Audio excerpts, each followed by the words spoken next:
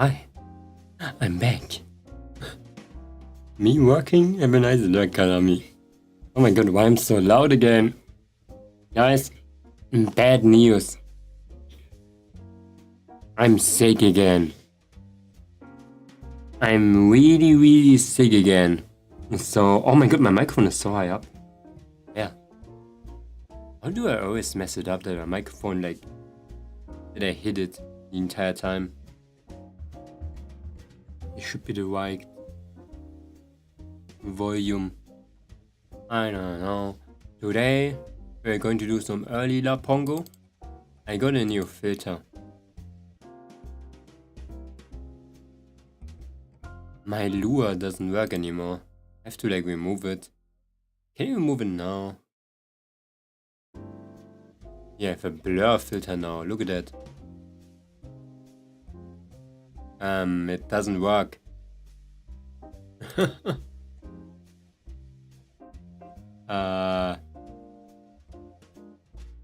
is just black.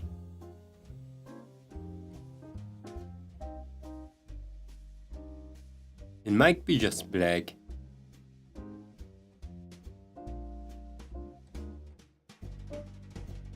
It seems to work, definitely.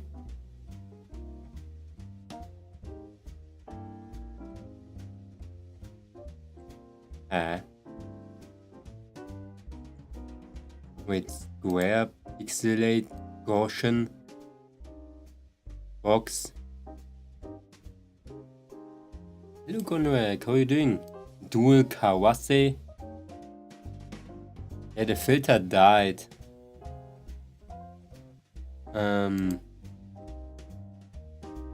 That's sad. Man, I tried to use that one today. I extra installed it. What? What a scam! Wait a second, let's try something else. Move source filter.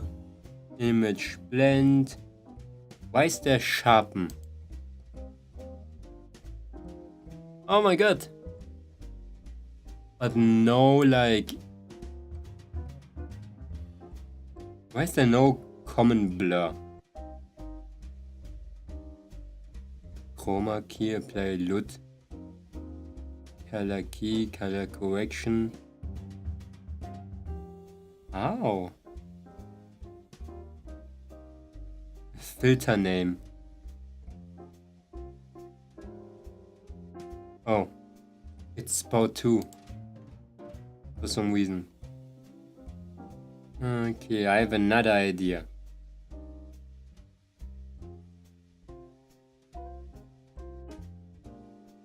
No, it doesn't work. Yeah, we're dead. Where's that bullshit? Man. Then I'm going to just reduce the window there. So today we're going to wig, but the screen is black.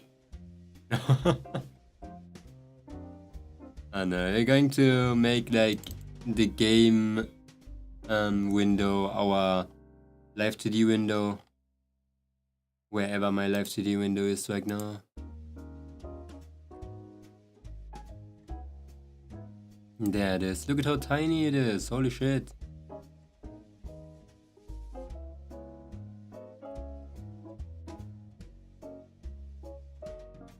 At least I don't get banned then, I guess. The app I use for thumbnails became unusual due to them being money-hungry pigs. What do you mean? What are you using to make thumbnails, Conrad? Just use Krita, that's it.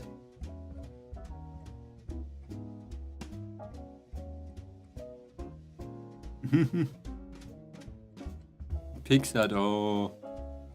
Yeah, you can just use a normal drawing program that works too. I don't know how to use Krita, it's fine, it's very easy. You're gonna learn it eventually anyway.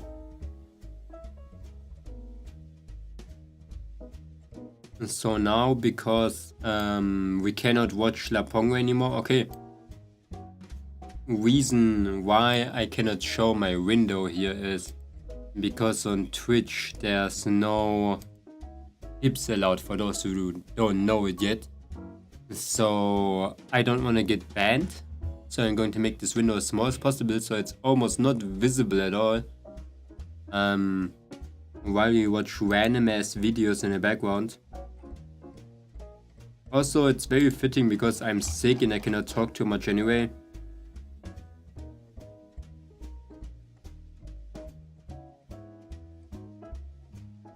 So it's a good start. Why are you sick? Because someone made me sick? I mean, why am I sick? I don't know how I got sick. Was cold one night. Was really cold. Only cock. Oh, are you terrible? I'm sick, bro. I am dying. When was the last time where we stopped? It's time to watch 8 hours of FNAF lore again. We were at hour 4 something.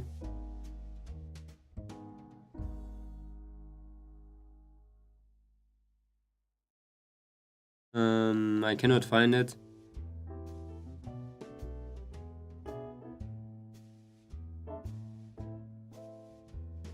Is it this one? Okay, no, it says 27 hours.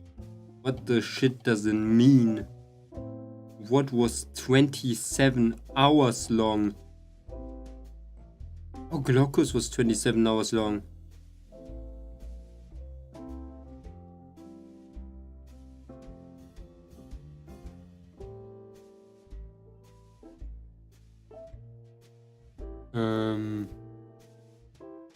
Why is in like how you doing right now? I said it in the way we got in. What? It's a new thing. Never heard of that. Yeah, I'm doing bad. Let's see it at face value. Okay. 4 hours and 18 minutes.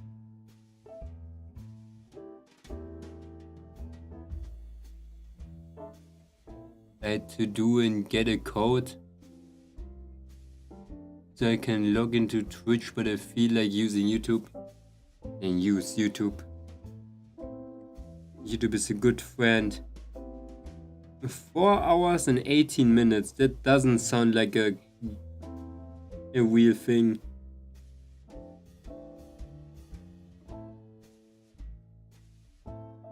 What is World of Halloween?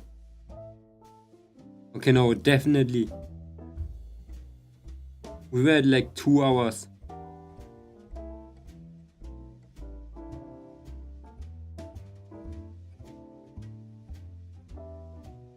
The Forgotten Hint, FNAF World Part 1, spoiler alert, video game theory. I think it was here around 3 hours. Also, I didn't draw this day. Why?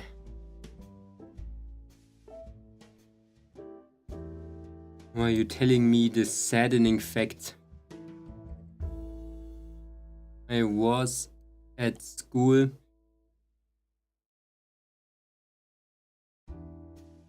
Oh. What do you want from me?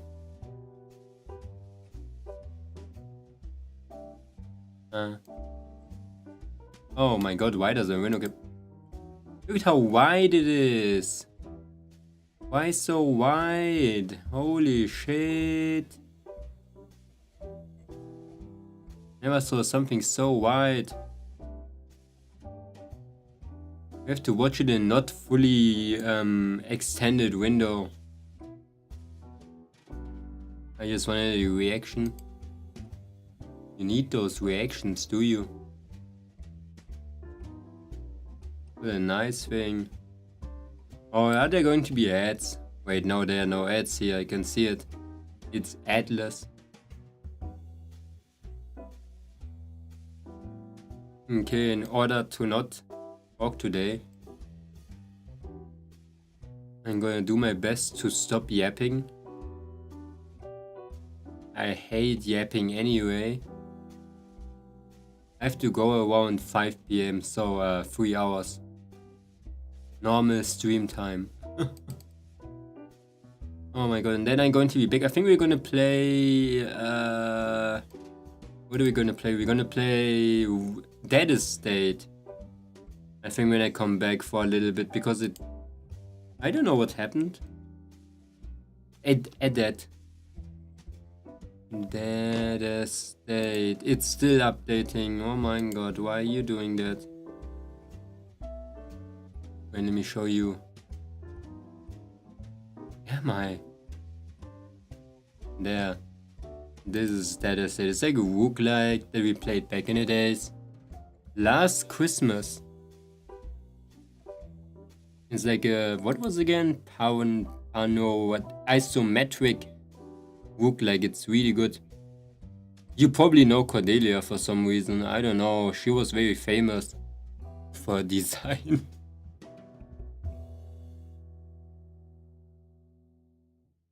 Oh yeah. Oh my god, that game is scary. I forgot about that. It's so cool. It got a new update lately. So we're gonna do the Dead Estate. We finished the game actually. What, 3 expansions? What? Assignment Anya. Oh, we did this one, did we? Man, that expansion was a lot of fun. Was it not the one where we... Assignment Anya was the game where we were able to attack, I think. And we just ran around. It was like very nice, this one. Now we have a new expansion that came out on the 28th of October. It's called Good Night. Whatever it is. It's gonna be sick, I hope. There. I need to clean my nose.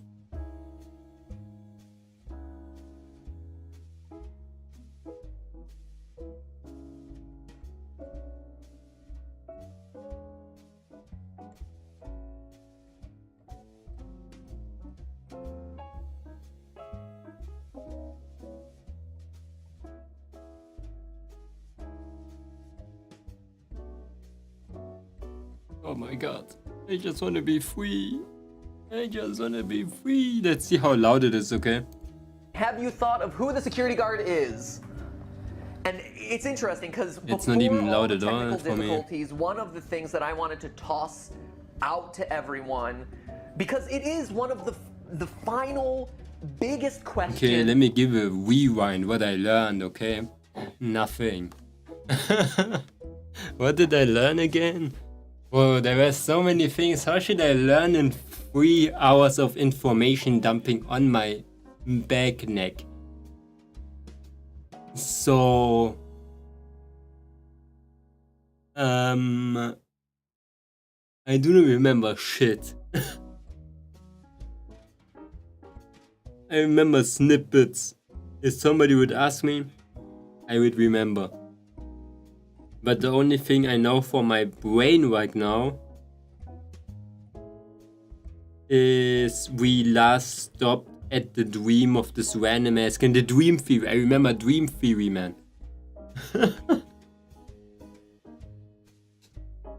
And MadPad. I don't really know. See how much I know the FNAF logo? It's crazy. Of the franchise, the security guards, what role do they play in all of this? So Scott himself is throwing out, okay, so we have Beakless Chica, we have the shadows of, you know, what children see in the shadows can be misinterpreted. 4 games, 1 story. 4 games, 1 story, and now who is the security guard? Okay. Have you thought about who the security guard is? I mean, we have. I mean, we've tried to. For whatever reason, there isn't an easy-to-view screenshot of this hint, so only people who remember this moment from this 2-hour live stream would group it in with the other 3 hints. MatPat took this as evidence for dream theory, with the implication being that Cece is dreaming he's the guard. Oh yeah, Cece, but it's not. I forgot that This name. is what should have been the final hint to solving what Scott intended. Matt was supposed to figure out that the guard in all the other games, Mike, was Foxy Bro. All of that information is knowable just from the first 4 games, and I think Scott was waiting for somebody to figure out that Foxy Bro was Mike Schmidt, and that Cece is Golden Freddy, and he's saying, "It's me," to tell Mike who he is, and Mike is setting up Happiest Day. So in FNAF 3, he freed his brother's soul and killed the killer once and for all. FNAF 4 was supposed to be a simple wrap-up to this story. It was supposed to say, hey guys, I think you watched we that missed all already, these that cool part. story bits and lore. Isn't it even better now that the entire franchise is a redemption story for Foxy Bro? Isn't it cool that the nighttime security guard in each game was the same person? Was Foxy Bro? But instead, what people took away from it was dream theory. Nobody got it, so Scott decided not to open the box. Realizing that nobody had figured out what he was trying to say, he decided to make amends, and he wanted to fix this flaw with this game in his next title. So he made a game that is basically just one long story, spoon-feeding things simply to the audience. And that is what eventually would become FNAF 5. Many years later, Wait, Scott would say that what's in the what's the one box has too? changed. We left off And the reason for that with is that the story RPG has game. retroactively changed. The photo labeled the Schmitz could no longer be what's in the box because of the events of FNAF 5 and 6. So instead, he made the box something else. And basically everybody agrees on what that is, but we'll have to wait for FNAF 6 to get there. And now we gotta take a detour into FNAF World. Finally. No, it's this one, FNAF World, yeah. It was As here. I end this section, I want to say that even if Scott never confirms what's in the box, I feel so gratified believing that I have finally solved the box. This is a mystery that has been lingering for over half a decade. Game Theory did this great video about how lingering mysteries and unsolved puzzles really bother people because your brain just can't check it off of their to-do list. You don't feel right until you complete your task. And even if I'm wrong, as I am recording this, I finally feel like I can tick that box off. Like I finally accomplished that task. Like I know, finally, what is in the FNAF 4 box.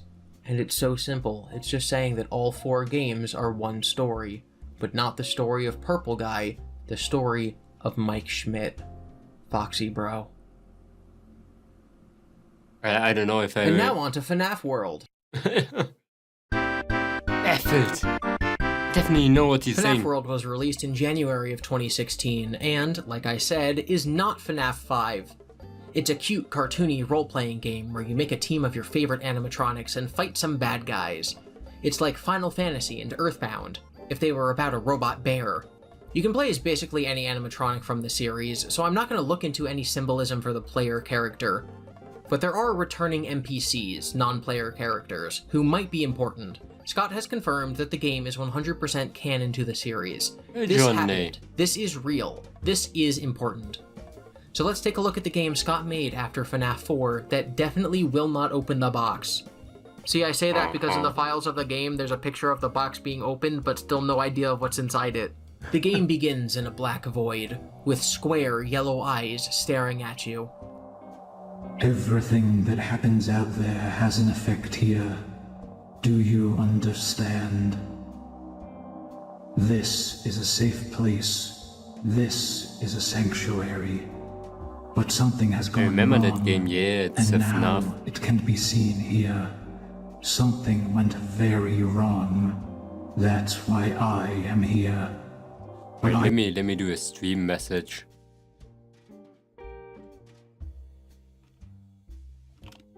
And cannot talk a lot.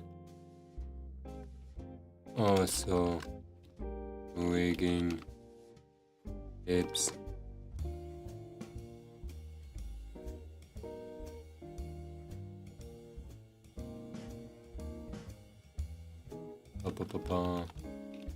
Of course.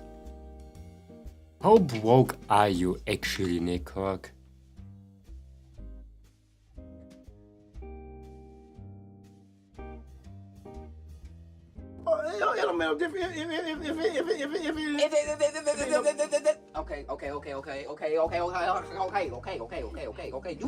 Time out. Y'all know, hold on, wait. Y'all know. Giggity. Shut the fuck up! Alright, what do you like? Alright, what? Alright, so like, alright, so if or something and if it was candy, but you see, I thought I would have. Oh Hey. my fucking god, y'all pissed me off. Mention name.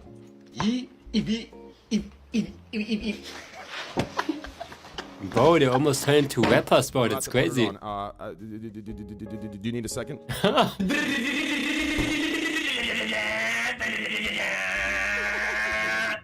He said my big ass thumb. I fucked that. Bro, damn. Ain't not gonna lie. What were the dreams that you had?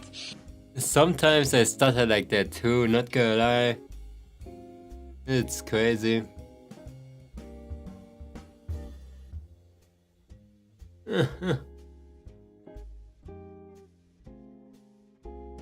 There.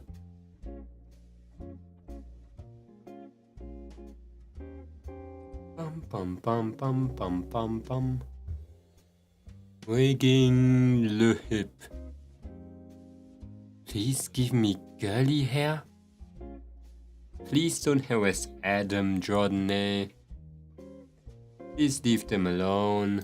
I won't let the same happen to you. I will put you back together.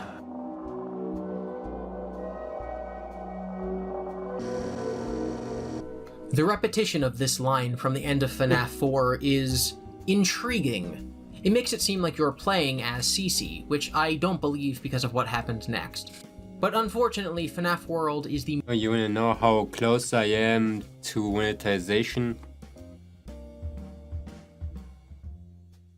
So, as you already know, we got pushed down 350 hours.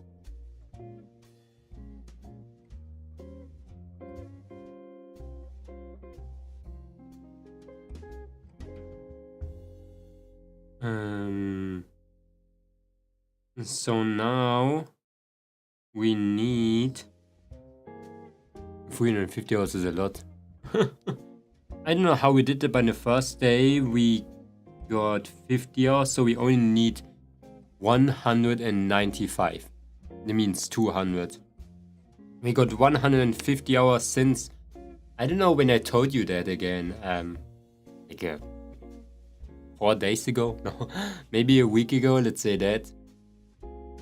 So 200 hours, we got 150 hours in a couple of days.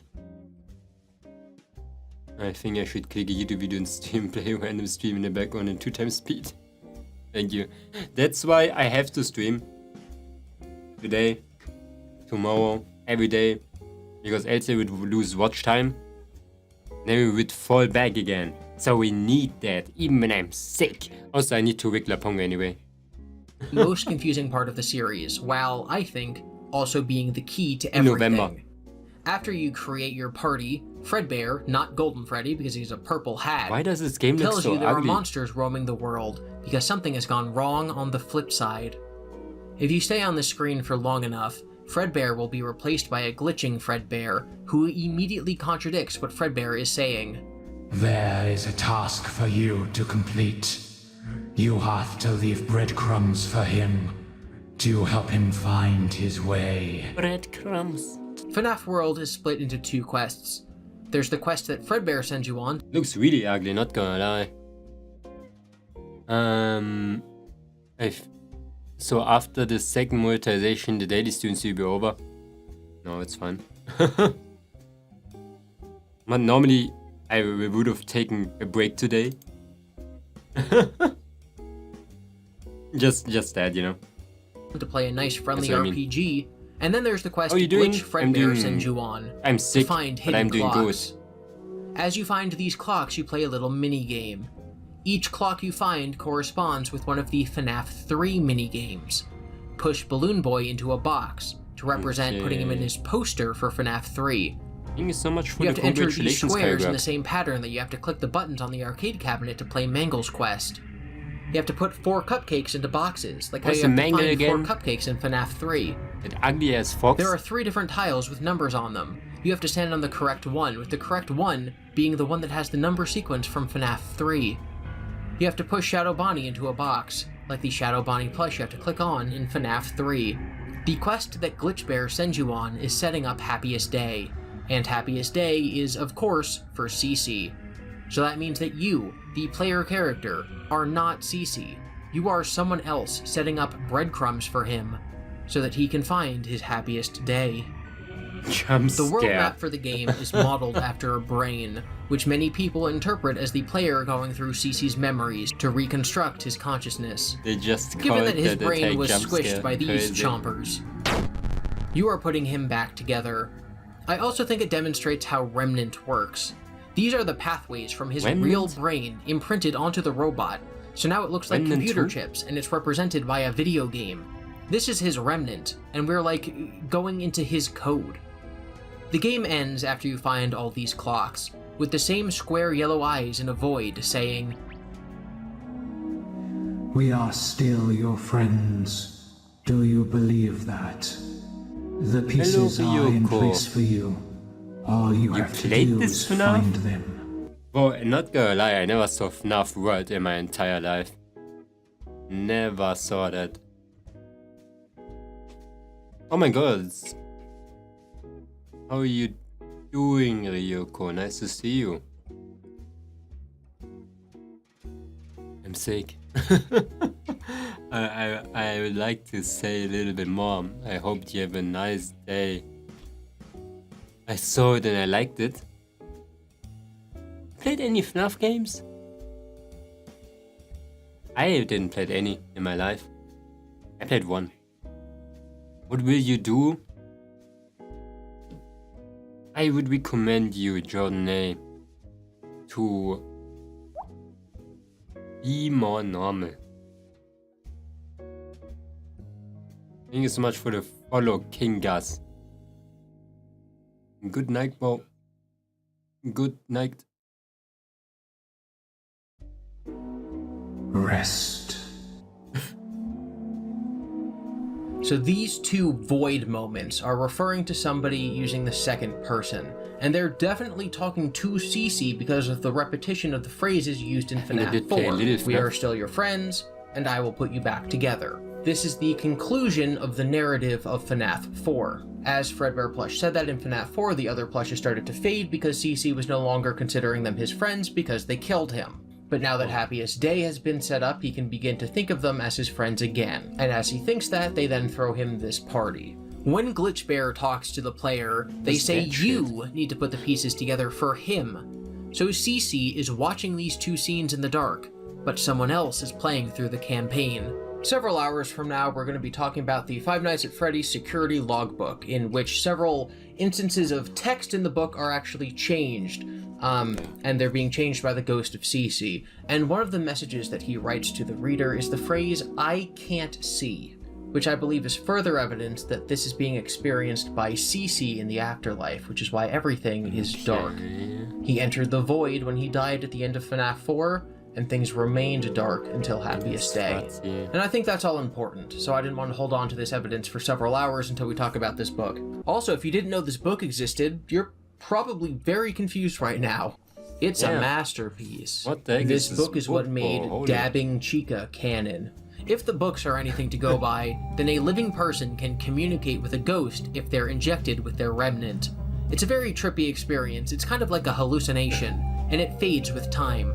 So I think we should be on the lookout for any human characters in the story who get injected with a remnant, who might want to help CC, and who could be the person speaking these lines. So FNAF World is someone, this Glitch Bear, telling someone, the player, to set up CC's Happiest Day, which we then see play out in FNAF 3. But who is Glitch Bear? Who is the player? What is all of this? What was FNAF 4? Well, It's a video game. Thank you. FNAF World, directly, in both of its opening segments, both the floating I eyes... love the music from SpongeBob. It's so good. Jordan, stop harassing Adam or I'm gonna bong you, bro. Stop being weird. in the void and then the actual start of the gameplay, both say that this is a video game world and that things in the real world affect things happening in the game. Nowadays, I think people think of video games like discs or pieces of data that are downloaded or streamed from the internet, but you gotta keep in mind, video games are just hardware. They're cartridges and arcade machines. They're just circuit boards. And in a world where ghosts can possess animatronics, why can't they possess arcade cabinets? Remember when I said, and that is FNAF 3? Almost. We have to bring up the major question, which is, what were those mini-games? Obviously, the security guard, us, we were not playing those games. We weren't sitting there playing Mengel's Quest and somehow affecting events that were happening in the ghost world, right? Well, let's just remove that pin and talk about a whole lot of nonsense. Henry, the co-founder of Freddy's alongside William, is based on a real-world person, Nolan K. Bushnell, the creator of Chuck E. Cheese's. One thing that always bothered me... No, Doomkopf. Video games are software, they are recorded into hardware. Get them, Twilight. You're gonna beat entire FNAF lore. About the FNAF games before FNAF 4 is that the mini-games look like they're from an Atari. The first game with mini-games was FNAF 2, which took place in 1987. The first Nintendo, the NES, came out in 1986, and by November of '87 had taken over the world. If you wanted to represent a generic video game from the late 80s, it would look like an NES game, not an Atari game. Arcade games at the time were of course even more advanced than the NES, but it makes perfect sense once you realize that Nolan Bushnell, the founder of Chuck E. Cheese's, also founded Atari. Nolan Bushnell was born in 1943 in Utah. Like he opened up a McDonald's. And then he decided to make a Samsung Smart TV. Just imagine Burger King starts a console.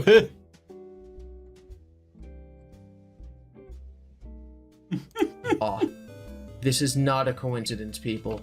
To quote the Wikipedia page for Chuck E. Cheese's, quoting one of Nolan's partners, Chuck E. Cheese was always Nolan's passion project. Even before Atari was a thing, he wanted to start a business of family-friendly restaurants with amusement park midway games. I think initially it made no fiscal sense, so he shelved it for a while. But then, when Atari took off, he had the means to pursue it, plus a built-in distribution model for Atari's new releases.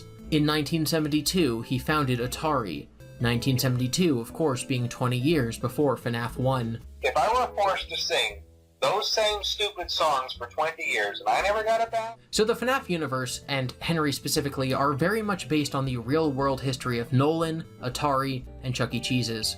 Some of the mini-games we see in the first few FNAF games look like they could be real games that kids would play in an arcade. Take cake to the children as Freddy, give gifts to children as the puppet, who gives gifts at the prize desk. Foxy runs to the kids as fast as possible, Toy Chica avoids a bully, this is a Balloon Boy platformer. Mengel's Quest is literally an actual arcade cabinet. We know that this is a real game in-universe. I think some of the mini-games are in-universe games, and that they sort of exist on some sort of Wreck-It Ralph logic. The video games and the characters exist on the flip side, in video game land, which FNAF World calls animatronica. These games, these arcade games, are real in-world games, again like Wreck-It Ralph, and the characters can walk on over to animatronica. But these games got corrupted when real-world events happen that are so horrific that they leave ripples in the other world. The agony of William killing kids changes the ending of Foxy Go Go Go. William killing Charlie now happens outside while Freddy takes cake. The puppet gives gifts, but when all the childrens die, the kids in the They're scaling outside, while this guy gives cakes. Game are replaced with bodies, so the puppet can't win the game, so she brings them back to life. Shadow Bonnie is such a powerful force that he can literally glitch his way through different games, because these games are physical cabinets that somehow unite on the flip side. Henry is absent from the story of FNAF, so much so that in 1987, Phone Guy doesn't even know his name, but he does say that he's going to contact him about the kidnapped children's incident. I believe that around this time in 1987 is when Henry starts making games explicitly for the trapped souls to play through, to be able to experience, so he can communicate with them. Save Them takes place after the KCI, and allows the player to see what happened. Follow Me takes place after the suits are torn apart. And the FNAF 4 minigames, I believe, were created sometime between FNAF 1 and 3 in the 23-year time gap. The same time gap where Mike is having the Should I do it? Yeah. Take them to jail. nightmares that make up the main gameplay of FNAF 4. Mike is dreaming about 1983, while Henry made a game depicting those events that somebody on the flip side is playing through for them to experience. It's like that one episode of Avatar: The Last Airbender where Aang and Zuko are both learning about their shared ancestor together at the same time, but Aang is viewing it like through magical spirit world nonsense where he's actually there, but Zuko is just reading about it in a scroll, but the show uses the same method of telling us the story by use of a flashback. So like the minigames player and Mike are both experiencing FNAF 4 at the same time. Mike is experiencing it in his dreams, and the minigame player is experiencing it by playing the minigames that were created for them. It's at the same time contemporarily, but it's about something that happened a long time ago in 1983. So that means that we have dual protagonists in FNAF. While Mike is having nightmares about 1983, the other protagonist, a spirit who can affect the real world and be affected by the real world, is also experiencing 1983. But who is that second protagonist? Who is playing these arcade games? Well, it's Golden Freddy, one of the MCI kids, who the community has dubbed the Vengeful Spirit, and Cece both share Golden Freddy. We've seen Cece possess Golden Freddy, and Charlie possess the puppet, without any outside help. And then the puppet gave life to Freddy, Bonnie, Chica, and Foxy. But it really appears like the Vengeful Spirit was able to possess Golden Freddy by themselves, the same way Cece and the puppet possessed their characters by themselves. This lends to the idea that the spirit is more powerful or meaningful, something like that. It becomes confirmed 100% later that this is the case, that one of the MCI kids is just angrier than the others, hence the Vengeful Spirit moniker. But without any of that feature information, I think it can be understood with what we have so far. The Vengeful Spirit was able to hold onto their consciousness more strongly than the others because they were killed in a spring-locked suit, instead of being stuffed into a regular suit after death. So the Vengeful Spirit and the puppet are very aware, and Cece becomes aware because of Happiest Day. That frees up the Vengeful Spirit to be the player of FNAF World, and the one witnessing all of these mini-games. But again, some of the mini-games are in-universe games. Some of them are just things Henry created to communicate with the spirit world. But even the real ones are being altered. There's a voice spelling out S-O-H-I-M, and that's Henry talking to the Vengeful Spirit. The Vengeful Spirit was not present for Charlie's actual murder. This game was likely made and was experienced after FNAF 2, which is when we play it, even though it takes place in 1983, which is when the murder happened. The minigames are games within the games, depicting events that actually happened. The minigames in FNAF 4 depict events from 1983, but were created years and years later. Five Nights at Freddy's is two parallel stories. Mike Schmidt making up for the killing of his brother, and the Vengeful Spirit in communications with Henry, the father of Charlie, the first victim of the purple guy. Both stories come together in FNAF 3 to make Happiest Day happen. I'm gonna bring this all up again after we discuss FNAF 5, and then everything's gonna make a lot more sense. Yes, if enough. Iceborne. Holy shit. FNAF World has multiple endings. If you don't listen to or don't ever find Glitch Fredbear, then you get to a final boss. That boss is depicted by Scott Cawthon's Steam profile picture, Anim Dude. While to us this is clearly a reference to Scott, I think in the game, it's supposed to be a representation of Henry. He is multiple times called the Puppet Master, and Henry did invent the puppet and is Charlie's father. If any character is the puppet's master, it's Henry. And this character is the puppet master and creator of the game, of the FNAF World game, which makes him Henry. On Layer 1 of FNAF World, it's a game where you fight Anim Dude, and like all video games, the final boss is a representation of the creator of the game. Obviously, it's their final challenge to you. He says, "It was fun being the puppet master, but now I grow weary." But on Layer 2 of FNAF World, someone is saying, "Don't listen to the stupid NPCs that Henry populated this game with. This isn't actually a game, ignore that quest. You need to set up Happiest Day to free Cece." Toward the end of the game, Glitch Fredbear says, "Attacking the game's security system will not accomplish anything. Get the key, but ignore the Guardians. If you have succeeded in setting the clocks, then your true goal will be revealed once you have the key." Within the game, the Guardians are big enemies, like mini-bosses.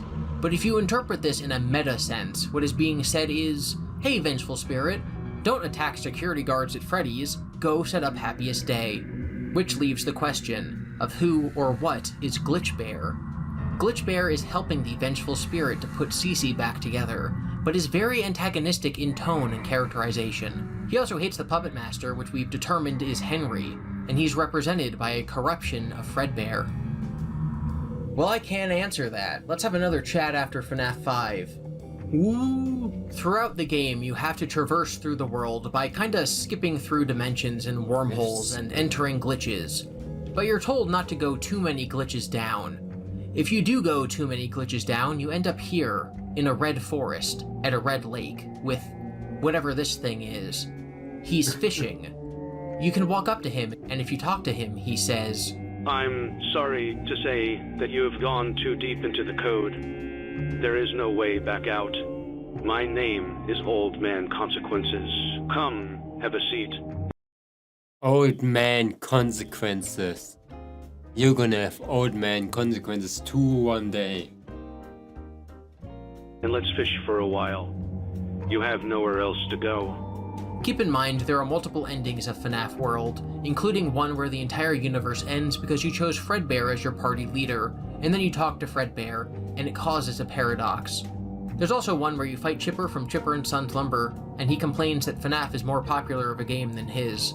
So yeah, not everything in the game is canon. This ending, this Old Man Consequences, isn't something that actually happened by definition. This is a dead end. It's just a silly end screen. Like when the universe ended. It's not real. Right? Well, there is one way out. You can glitch one glitch further by entering the lake. If you rapidly alternate left and right, descending into the lake, you will then fall for a while before you see this. This screen has two main interpretations. An angel welcoming you, with its arms spread out and its wings behind it, or the view of three people from behind being lit by a television screen, with all three holding each other in their arms. I think it's that one, but I won't be able to explain why for quite a while. You'll know I'm getting back to talk about this topic when I start an entire section called Mr. Hippo's Wild Ride. We're gonna head on out of this long discussion of the games for a minute, and we're gonna talk about real life. FNAF World was released in January 2016, like I said, and immediately it received a lot of backlash, and I don't know why. It was kind of janky, but like, it's a stupid RPG bear game, who cares? Well, Scott cared. He refunded everyone who bought the game, reworked it a little bit, and then re-released it for free. One of the reasons beside this initial bad press that people don't ever really think about this game that much is solely because Markiplier didn't play it. Markiplier, more so even than MatPat, put FNAF on the map by making a hit series playing the games. I talked earlier about how FNAF is perfect for YouTube Let's Plays, and it really is, and Markiplier was the poster child for that. But he skipped FNAF World because it didn't seem interesting to him. So the vast majority of the fanbase who don't play the games and just watch Markiplier play them, and then hop on over and watch Matt. I only played FNAF World since it was free. Oh. Man. It's crazy though. Actually a good thing that it was free. Pat explained them.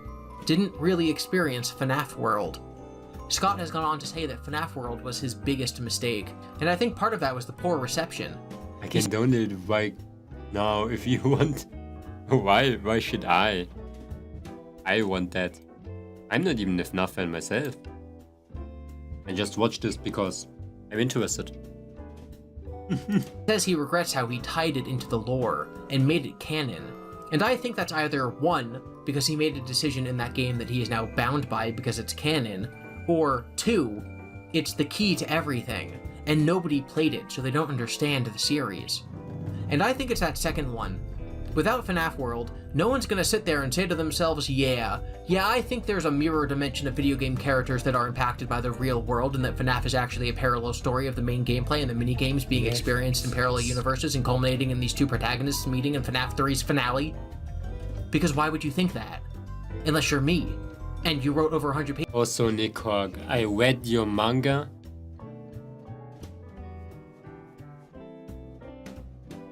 I'm gonna continue reading it. It is kind of funny. I enjoyed it. I'm gonna talk about it tomorrow when I feel a little bit better. But I cannot talk that. Yeah. Pages of the Demon Lord one, yeah. Explanations and dedicated 9 years of your life to study this nonsense. Sorry. There's a house in FNAF World you can enter to meet Deskman. Deskman says, Well, what are you doing here? I'm busy. It wasn't supposed to be like this. Now it's all a mess. Of course now, there is only one thing to do. Come back later, and maybe I will tell you more. Which is probably a reference to FNAF World being a mess, with this being Scott. I'm not gonna And say anything Dude about talked it. during his boss battle about how annoying FNAF is. And the Chipper boss battle was obviously very meta, so it makes sense that this is a tongue-in-cheek way of apologizing about the state of the game, as well as hinting to what's going to come out next when you come back later. Much like FNAF 4, FNAF World had a Halloween update, which came out on May 13th, 2016. It's called the Halloween... Oh, as a Halloween update. Why in May? Update because it's themed around Halloween, not because it came out on Halloween. Not everything okay. is so literal, I should guys. stop Don't be yapping. so literal. After you apply the update, in order to play the new content, you have to talk to Deskman, who says, It's a vicious cycle, you know? But then, most things in life are. Is he criminal? Yeah, he's a criminal. Also, I want to say I download 2 books which are withering high and don't shot. I want to read them because of limbo. They're really old. I don't know if you're gonna like them. They're really old, bro. Are you going to be... Whoa.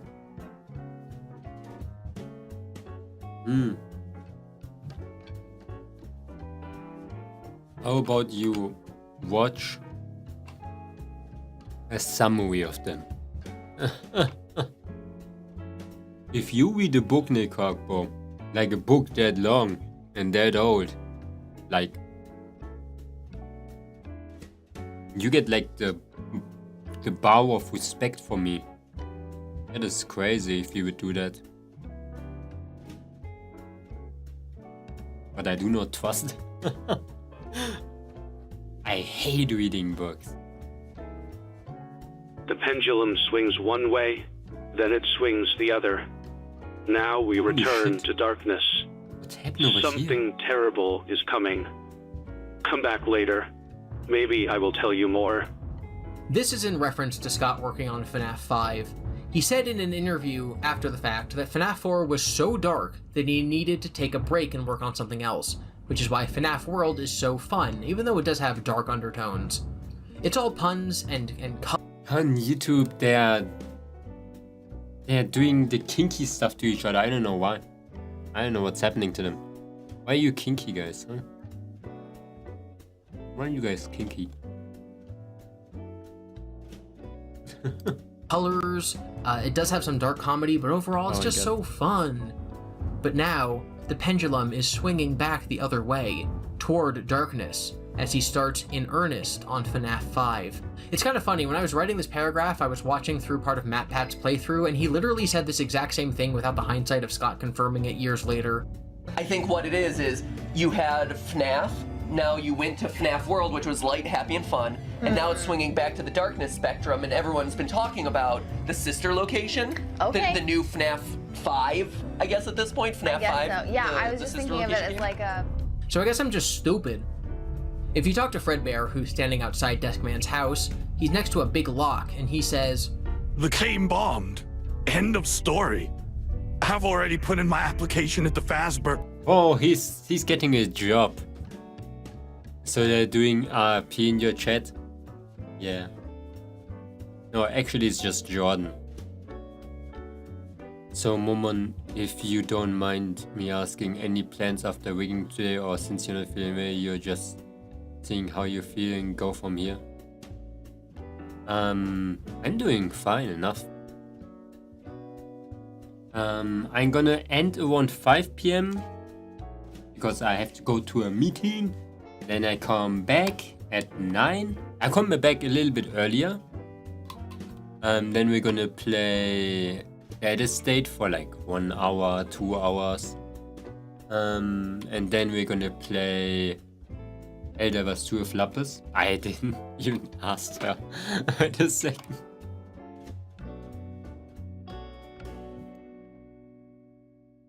Lapongo.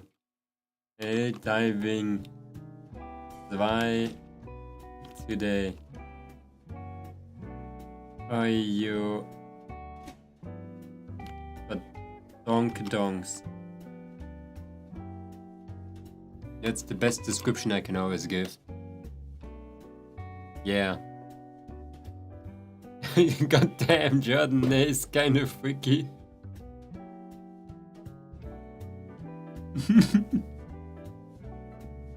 Whoa, no laughing. I'm dying. Oh. Monks.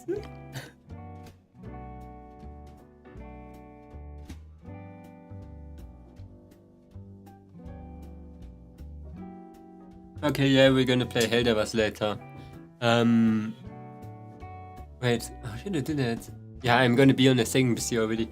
I'm so excited for both things, like Dead State. Helldivers 2? Crazy. You wanna join? The Helldivers 2. Since you started playing with us, it's not Helldivers 2 anymore, it's Helldivers 3. Yeah. Go down the street. The problem is that now, he has gone insane. We don't know what he is making, and we can't reach the room where it is being kept. Whatever it is, it has everyone around here on edge. This is where the Halloween characters and others were sent to have their code recycled for spin-off games. Put a stop to those games and save those characters. Then find the last area and uncover its dark secrets. So the update is really a collection of mini-games you have to beat to unlock characters to beat the final boss.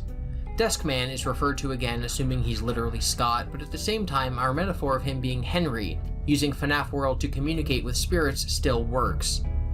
The game maker is going a little crazy. Maybe because his daughter died. Maybe because he made something terrible. The mini-games included are FNAF 57, Freddy in Space. Freddy in Space is a send-up to Metroid, and depending on how you beat it, you can unlock Coffee, Purple Guy, or Jacko Bonnie. I'll talk about Jacko Bonnie in a second. Foxy Fighters, a parody of Star Fox. You can unlock Jacko Chica or Nightmare Balloon Boy. These characters first appeared in the Halloween update for FNAF 4, along with Jacko Bonnie and other Halloween-type characters. Scott made it super duper clear that that update was not canon, but now the characters kind of are. Do a barrel roll! Do a barrel roll!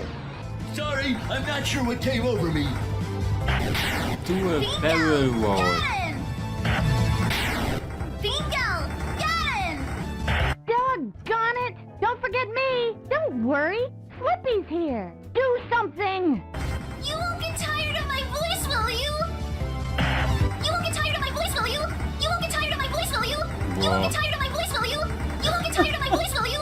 You won't get tired Loud. Foxy.exe. This is Sonic.exe, but Foxy. Listen to my voice, and you will find the key. This isn't even really a game, you just kind of walk and have to listen to Foxy. In the first section, he says, listen. You know, I like FNAF, but sometimes it's giving me a lot of cringe energy. To my voice and you will find the key. Meaning each section, you just listen to him. Second section, he says, When you can see, how fast can you flee? if you walk, you'll eventually see Freddy, so you have to walk in the opposite direction instead of touching him or you lose. If you do lose, Foxy takes up the whole screen and says, all your base are belong to us. All your base are belong to us. Because the whole game... No promises as things are picking up a little at work, but it's still slow enough. So I'm left alone enough, I should be able to join. Okay. We're gonna play anyway, you can join whenever you want. As a joke. Third stage, he says, be sure your step through the heart of madness. Be sure your step through the heart of madness. Which apparently means hide behind rocks so these kittens don't jump scare you. When you beat it, you unlock Nightmarion. Chico's Magic Rainbow Land.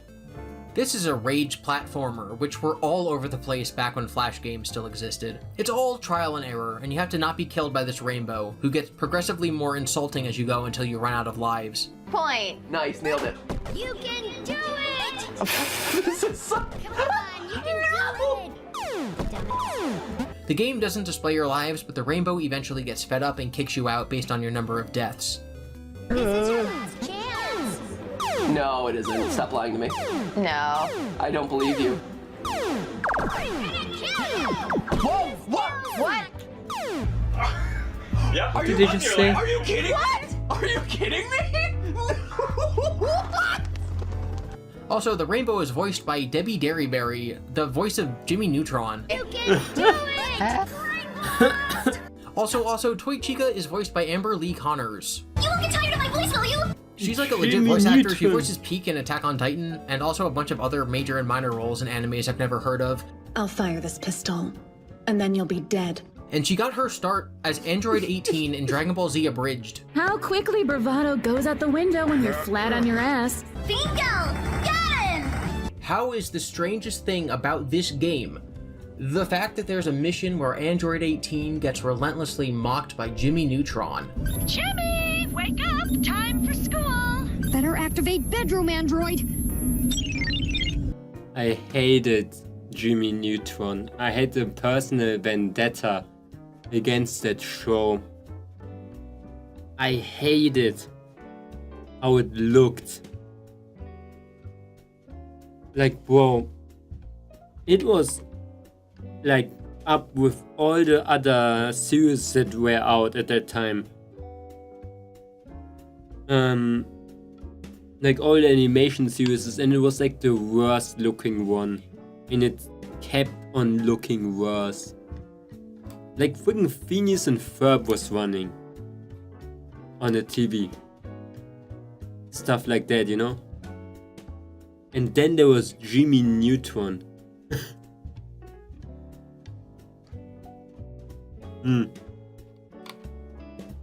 What was that else?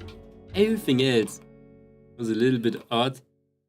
But I hated it though. It gave me a Play-Doh vibes, you know? It reminded me of that Twain. Thomas the Twain. Bro, I think I got like childhood depression from Thomas the Twain. Because it was so desaturated. How did they made it so desaturated? It was funny at the time. It looks as does not make sense at all. Yeah, it was.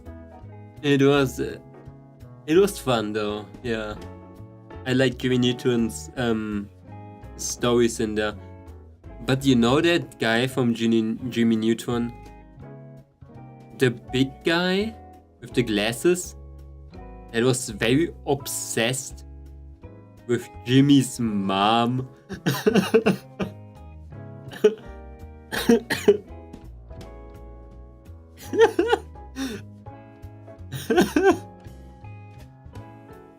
And I remember like one episode, they shrank her mom and they put her in a jar. Like this, bro. They got the shit. I very faintly remember watching Thomas all the time. I was a little kid. I hated that show. I hated that one so much. Wait, let me search it.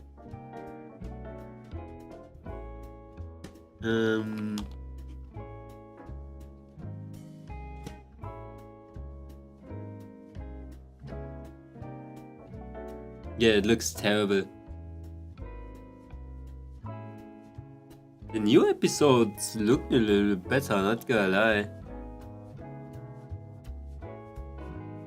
But back in the days, for some reason, they didn't have any like good shadow. It looked like a thing that just wanted to look bad. Carl, yeah! The introduction for kids to MILFs as concept.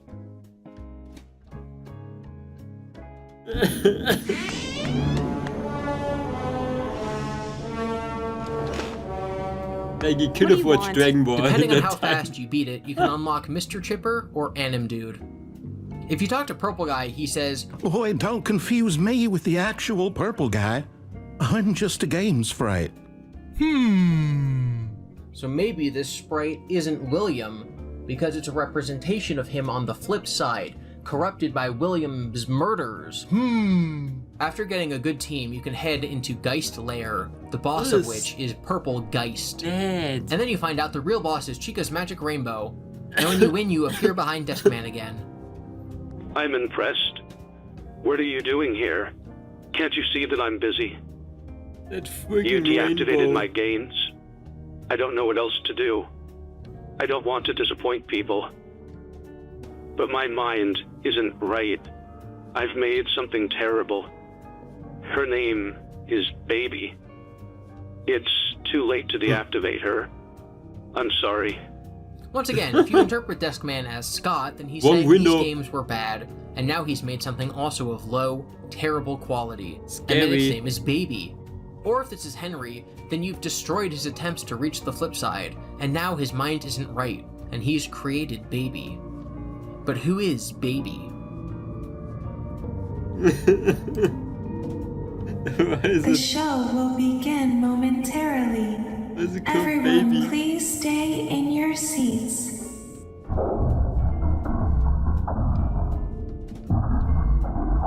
Hello, Girachi Games. We're rigging and watching some FNAF lore.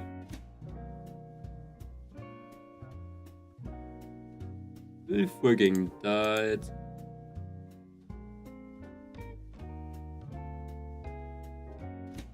It's important to note that these yellow eyes are not square, they have a star shape. This is not the same person. This is not the remnant-injected human who spoke to Cece earlier. It's another pair of eyes who maybe was able to communicate to Cece in some way, and is also this baby person. I promise all of this will make sense in like 5 minutes. But Probably also, if not. you already know what happens in FNAF 5, then I'm probably really annoying you. Which is fine, because I am annoying. Return of the Silver Eyes. Also, Desk Guy is dead, so it's possible that after making Baby, Henry killed himself. That is what happened in the books. In the books, William kills Charlie. Henry then takes this doll and cries over it, and so Charlie's remnant and his agony mix together, and Charlie possesses the doll. So then Henry builds 4 progressively older-looking robots so that Charlie can have her essence put into them and grow There's up so like a many normal arm person. physics. And the 4th one he makes is Baby. He also tells Charlie that it was actually her brother Sam that died, but in reality, his wife took Sam and then just left because he had gone crazy and was building a bunch of robots. So after Henry builds Baby, he builds it and like he's really angry. He puts all of his anger and malice into it, and after he does that, he realizes he's done messed up, so he kills himself. And he also instructs his sister, who's going to be raising Charlie, to never let Baby out of her closet. And so William steals her and turns her into Baby. So these events in the game are currently one-to-one with the book, in that after Charlie died, Henry builds a robot that becomes Baby and then kills himself. In the very near future, this will no longer be one-to-one with the books. Okay, but we still gotta figure out who is Baby, and that answer can be found in Sister Location. I heard about this game a lot, actually. Sister Location's title and trailer were released on May 21st, 2016, about a week after the FNAF World Halloween update. If you've been memorizing every single little detail of this video so far, which I hope you have been because there will be a test, then the words Sister Location might make you remember the line in FNAF 3 when Phone Guy says there was a spring lock failure at a sister location. This has nothing to do with that, even a little bit at all, probably. But that is what everybody thought when this game was announced. So we were all primed going into it to think it would be about something totally different than what it was actually about. Sister Location released on October 7th, 2016, but you better believe there were some shenanigans on Scott's website leading up to the release. There was never just one. I think I watched Markiplier play this a bit. I didn't saw and watched more than 5 minutes of FNAF gameplay. I think I saw maybe 2 minutes. I don't even know. But I heard it's pretty big. Why are you sick, Momonga? I think one night it was very cold. And I didn't have any heating on. And I just got sick through that, I think. Like a lot. Gee, I wonder why people thought this would be about an actual sister location. Let's see a little. There's a little of me in every body. It's actually the opposite of what ends up happening, but whatever. Don't hold it against. But however, how much we watch, we would not comprehend the amount of whatever lore this game has to offer. For me, I'm not into mascot horror. Mascot horror is really not interesting to me. Like Poppy Playtime, FNAF, all the other games that we played. Like mascot horror is not really something where I think like, oh, this is scary. Against us. These are those bitty bab things I hate. Or interesting, because I think mascot horror is very repetitive. It's always a little bit the same. And they're just so stupid, I hate them. Cancelled due to leaks. This was part of a hoax where Scott kind of pretended the game wasn't going to come out because someone had leaked it. But if you brighten the image, it's actually about the restaurant featured in the game. The grand opening of Circus Baby's Pizza World has apparently been cancelled due to gas leaks. The source code for the website included a schedule for different animatronics to be rented out, giving us the names Baby, Ballora, Funtime Freddy, and Funtime Foxy. It also included phrases like Afton Robotics, Chica's Party World, Client Directory, Private Birthday Booking, Children Entertainment, Service Log, Maintenance, and CRMN Inst. People debate about what CRMN Inst means, with the most popular speculation being Criminal Institute or Crewman Installation. I'll explain exactly what that stands for later. The Steam description reads, in part, "Welcome to Circus Baby's Pizza World, where family fun and interactivity go beyond anything you've seen at those other pizza places." So clearly this is a dig at Freddy Fazbear's Pizza. Unlike every other FNAF game, Sister Location is not a title where you sit in one spot and have to defend against animatronics for 5 progressively hard levels. Sister Location is a full actual video game. Each night is a completely different challenge with a strong focus on narrative with full voice acting. Buckle up, because we're going to talk about a whole lot of story right now. Obviously, when it comes to the story of any FNAF games, there are 3 aspects.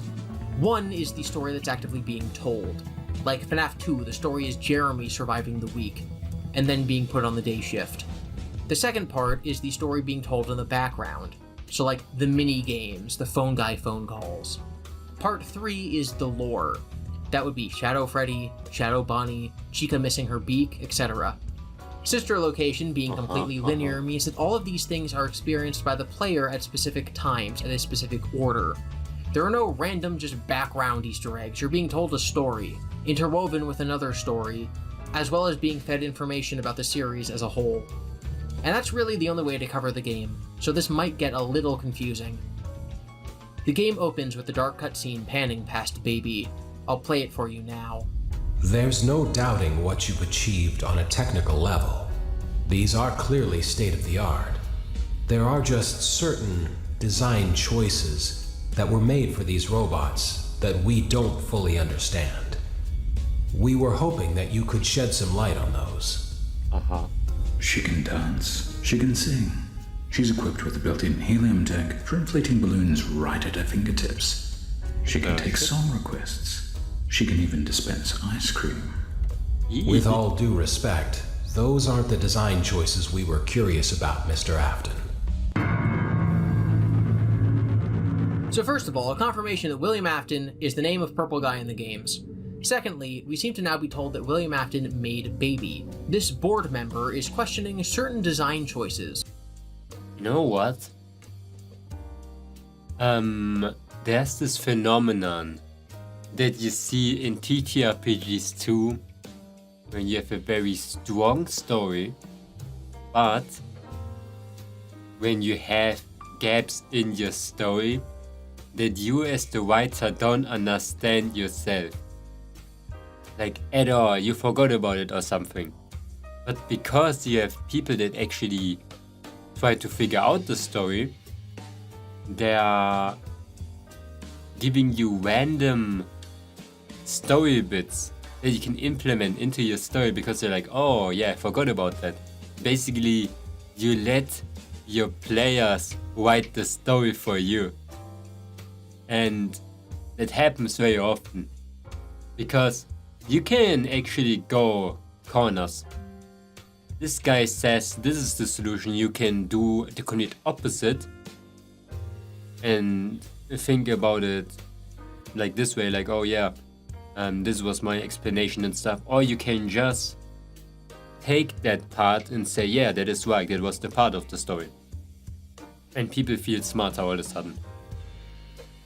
And you don't have to do anything. You can make a game as vague as possible.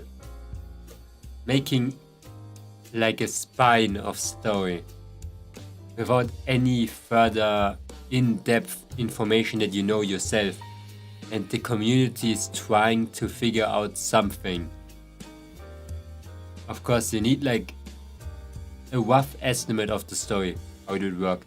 So you can write the beginning, the middle and the end. And the rest actually, the players can find out. It's a very cool tactic. So 1, maybe Baby is dangerous for some reason. 2, it seems like even if Henry made Baby in some capacity, that William took her over as his own. They were partners, so that kind of makes sense.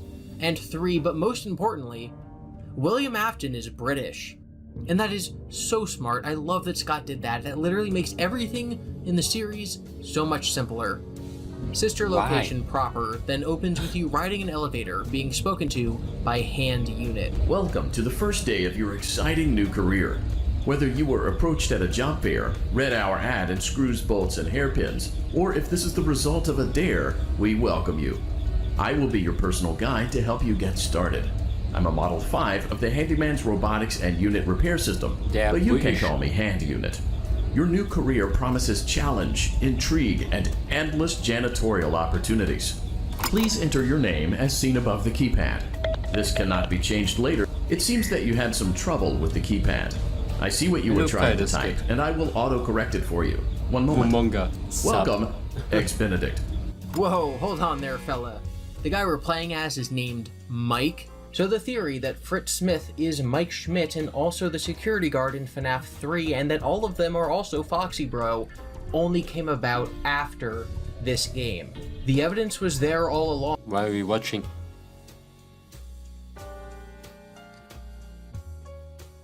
My message disappeared.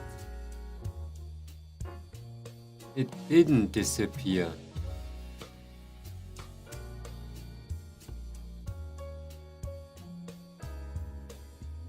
Why you have to wait, Yoshiro, wait.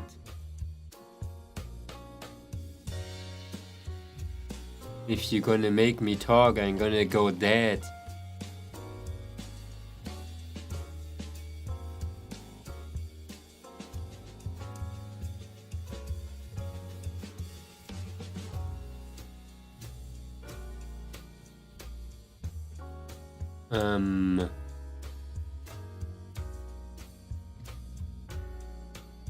Yeah, I'm sick. I cannot talk, guys, so much. It's normally. So we're watching videos. I'm dying. I don't want to be dying. It's ass. But the idea wasn't sparked in anyone's mind until we realized that the series might have reoccurring characters. I also think this was Scott kind of waving his hand in front of everyone and going like, hey guys, you didn't figure out who the player character was in the last game, let me just point it out for you. Allow me to fill this somewhat frightening silence with some light-hearted banter. Due to the massive success, and even more so the unfortunate closing of Freddy Fazbear's Pizza, it was clear that the stage was set, no pun intended, for another contender in children's entertainment. Unlike most entertainment venues, our robotic entertainers are rented out for private parties during the day, and it's your job to get the robots back in proper working order before the following morning. Now we had this discussion back during FNAF 3. The closing of Freddy Fazbear's Pizza can refer to 3 different times. After the first closing in 85, the second in 87, or the third in 92. It cannot be referring to Fredbear's Family Diner, because that was not a Freddy Fazbear's Pizza. So this company came into existence after a Freddy's closed. We already know that Foxy and Freddy are part of this game's cast, and that another restaurant called Chica's Party World exists. So the characters have been folded into this sister company. With all of that said, Hand Unit says the rental business, Circus Baby Entertainment and Rental, opened after Freddy's closed. Our robotic entertainers are rented out for private parties during the day. Meaning that Circus Baby's Pizza may have been simultaneous with Freddy's, and thus technically may have been the sister location that was active during the time of FNAF 3's tapes. It could be where the Springlock accident happened. But if it is, the game never tells you. In the next room, the main office area, we see 2 windows on either side that lead to Ballora's Gallery and Funtime Auditorium. Hand Unit asks us to shock Ballora and the Funtimes. As you go through the vent to Circus Baby's Gallery, a voice tells you that there's been motion detected exactly where you are in the vent. Motion trigger, Circus Gallery vent. I'm glad that they told us that. That definitely will not be terrifying later in the game when it says that there's motion in the vent that we're not in. It's scary, and it scares me. You then shock Baby 3 times, but you don't see her. You are then told that your shift is over. You then go home, and you just watch some TV. I'm going to wait to talk about all of these scenes at the end of the video, but just know that after every shift, you watch a small clip of The Immortal and the Restless. Welcome back for another night of intellectual stimulation, pivotal career choices. Intellectual stimulation. I do that too. Man. Feeling smarter TV. And self-reflection on past mistakes. We're committed to creating a unique and fulfilling work experience. One part of that commitment is ensuring that you don't get tired of the voice that you're hearing right now. Using the keypad below, please select a new companion voice. It seems that you had some trouble with the keypad. I see what you were trying to type, and I will autocorrect it for you. Thank you for choosing Angsty Teen. Haha, so now the helper voice is going to be an angsty teen. How not annoying at all. The elevator stopped. You know the routine. Get out now or whatever. So, funny story. A dead body was found in this vent once.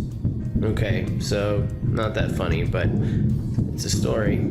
So that means that one of the previous maintenance guys died. That's rough, buddy. We should check on Ballora and make sure she's on her stage, but whatever.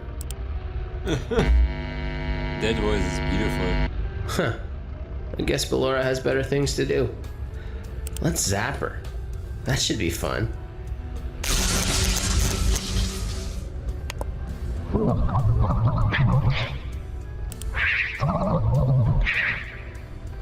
And physics.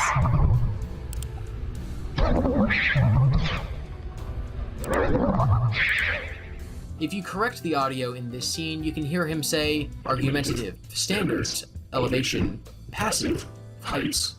This, of course, means nothing, but it is acronymized as ASEF, as in, ASEF is not a phase. It's not a phase, Mom, because I'm an angsty teenager. When you try to zap Baby again later, Hand Unit declares there's been a power issue.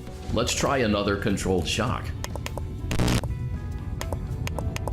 There seems to be a power malfunction that is affecting our ability to properly motivate Baby.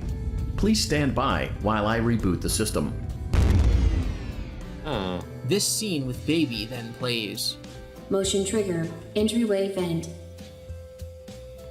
Funtime Auditorium maintenance vent opened. Yeah, something's coming after you. Ballora Gallery maintenance vent opened. Then Baby starts talking. I don't recognize you. You are new. She says that she doesn't recognize us. She then protects us from the stupid biddy babs. There is a space under the desk. Someone before you crafted it into a hiding place, and it worked for him. I recommend that you hurry, though. You will be safe there. Just try not to make eye contact. It will be over soon. They will lose interest. You have to hold the door closed until they notice the Baby is watching them, and then they run away. Baby then helps us again to survive Ballora. When your guide comes back online, he is going to tell you that he was unsuccessful, that you must restart the system manually. He will then tell you to crawl through Ballora Gallery as fast as you can to reach the breaker room. If you follow his instructions, you will die. Hand Unit's advice would get us killed, but Baby wants to protect us. Ballora obviously does not care about our well-being. Ballora will not return to her stage anymore. She will catch you. The power will be restored shortly. Baby's comments that shocks won't work on Ballora anymore are mildly concerning, as if something happened the previous night to change Ballora permanently. She cannot see you, and can only listen for your movement. Thank you for your patience. It seems that the power system cannot be restarted automatically. You will need to restart the power system manually. Please return to the primary control module. You will now be required to crawl through the Ballora Gallery using the vent to your left to reach the breaker room. It is recommended that you stay low to the ground and reach the other side as fast as possible as to not disturb Ballora. I will deactivate myself momentarily as to not create an auditory disturbance. Deactivating. Walking through the gallery, you can hear Ballora singing. This is her full song at full volume.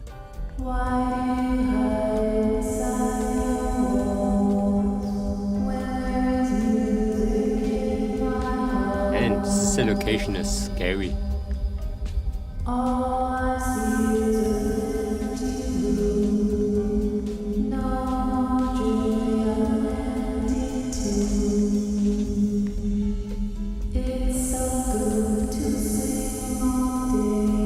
Know this part, I remember this part. This location was always scary. You played it? Balua. It seems you are taking a long time. Please proceed as quickly and as quietly as possible. You eventually reach the breaker room and have to restart the power while Funtime Freddy watches, potentially killing you. He's controlled by the Bon Bon puppet on his hand, who can make him stop hunting you. Looking at the breaker map is the most annoying part of FNAF theorizing because it changes literally everything about the entire story. No, I am not joking. Fun with breaker map. I still get The white goosebumps. outlined rooms are the rooms in Circus Baby's rental. The elevator room, the main office Wait, you know FNAF lore, Yoshiro? area, Ballora's room on the left with the breaker room that you're now in. That little black square By the way, represents Funtime I didn't realize the Spotify was still running. Freddy, who's in the room with you. This screen clearly actively tracks animatronics. To the right is the Funtime Auditorium, where Freddy and Foxy should both be, but Freddy's with you, so the square in there is only Foxy. Up towards the top is the room with the desk that you hid under earlier, and then Baby's room. Around the Funtime Auditorium are rooms we'll see later in the game, like parts and services. It's unclear if this is to be taken as a literal map. There's also no way of accessing any of the rooms besides the little office that you go through, which also cannot be the case. There are other buildings connected to the complex with these gray lines. They're thinner than the vents you crawl through. There's also the fact that as a building, this doesn't make any sense. Like, is Baby's area really that far away from the others? Where do people walk to get to each location? Where's the bathrooms? Basically, I'm saying this is clearly not a to-scale or finished or full diagram, which is important. Because this gray line... Is this a trap? Ow! They try to get the boy. Not today. No! What is that? Come get some crunchy, boy.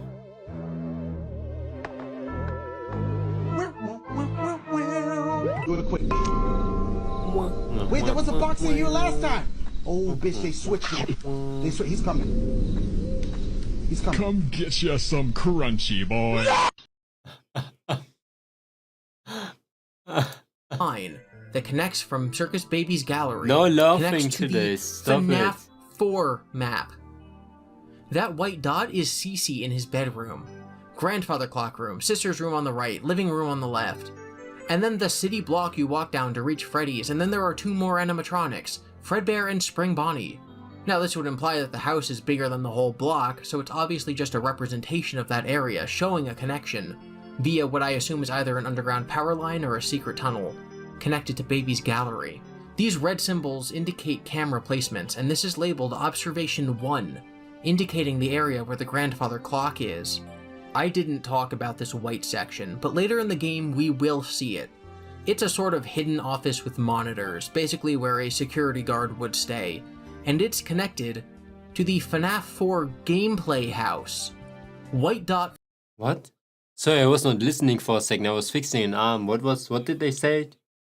For the child in their room. Black dot in the closet for Foxy. 2 hallways on each side with Bonnie, Chica, and Freddy waiting in the rest of the house. And there's another camera there. You can turn on cheats in Five Nights at Freddy's 4 to see a display of the game map. It'll even track where the animatronics are for you. So this map was present in FNAF 4, and now we're seeing an identical layout of the house in sister location. And then, least explainable is this hallway, with a dot for the player, black dot for Plush Trap, and then 4 rooms with 4 more black dots. But there's no camera. So what the... How the hell, boys just uncovering FNAFs near sister location. Yeah, we're watching the reveal of all the story right now. Also, did you see the video that is about the anime? No, I didn't watch the video. I don't know, I'm not interested in stuff like that. It didn't look interesting. Did you watch that completely now? What is going on? Via cameras and possibly electricity, Baby's Pizza, and therefore Baby's Rental, is connected to the FNAF 4 minigame house, the FNAF 4 gameplay house, and the FNAF 4 hallway, and Fredbear's Family Diner. And I don't think any of this is to scale or even in the correct location, but the implication that this house and this hallway are all drastically different places is like what? Like, if this hallway was plopped over here, I'd be okay with it. We already knew that these were different houses. But now there's a third location? And the nightmare animatronics were real, including Foxy in the closet? And then there's just 4 more in 4 other closets? Who are you people? For one, this disproves dream theory, as it shows that these are real places. No one thinks that Dream Theory was still canon at the time of Sister Location, only that it may have been the intended idea when FNAF 4 was made. But this cements that these are all real places and real things that happened. And nobody knows what this means. It makes perfect sense that Baby's Pizza would be connected to Freddy's. It has Uzumaki no, there was another thing. I watched it completely. No, it's called Manica Arms or something like that. It took 5 years to make a OVA and another 4 to make one episode. And every one of its bakers from the fundraiser loves it. Depending how much money they put in there, I hope it's really good, but I don't know. How long was the OVA even? The same owner, so that makes sense. I think the gray outlines are to indicate that they're far away and not to scale. We also know that these are not the same house, so maybe after Cece's death they moved. But what is this hallway? Why is it over here? Is it canon to the story that completing this challenge skips 2 hours of the nightmare? Is whoever is watching these cameras making children do these things and rewarding them? This is not in a minigame. You can't explain this away by saying it's just a representation or it's video game theory. This is in the main gameplay. Scott, what is this? I don't know what's in those closets. This is where we need to bring up the Silver Eyes trilogy again. Despite releasing 2 years later, the third book in the trilogy, The Fourth Closet, confusing title I know, might explain what this means. Inside Charlie's room are 3 closets. Inside one is a tiny robot named Ella that's like a children's toy, like a— What the heck? They took 5 years to make. Oh yeah, so that it's only 8 minutes? What? Only 8 minutes long? What? Early My Hero Academia 8-minute long video. How can people be even happy about 8 minutes? What the shit? a doll. We learn about this in the first book. In the third book, The Fourth Closet, we learn what the closets actually are. They're where Henry stores the differently aged versions of robots for Charlie to grow into. The fourth closet holds her adult form, which William steals and turns into Baby. So here's a hallway with 4 closets, with an animatronic in each of them. And maybe this is Henry's house, not William's. That would explain why there's no camera here. It also might explain why the Springtrap plush is the bad guy. This might be Charlie playing a game and distracting Springtrap so that Mike's nightmares start later on in the night. The white box is the player of the game, which is the puppet, maybe? But that barely makes any sense. I am not sold on any theory. So, I really got nothing to say about this whole section. It's all a mystery. It also makes it more confusing because FNAF World seemed to indicate that Henry built Baby. And in the books, Henry built Baby. And then in this game, William built Baby. And I don't know what's going on anymore. Everybody built Baby. Sister Location Part 2. That was the Part 2 in Sister Location? Wait, what? Misunderstood your question. What do you mean? I mean the video is only 8 minutes and then it was... Oh, then it was 20 minutes. No, I thought you mean the anime. 20 minutes, okay. It's still Great weird. job. This completes your tasks for the night. I would understand 1.5 hours or 1 hour. Please proceed back through the Ballora Gallery with care, and we'll see you back here tomorrow.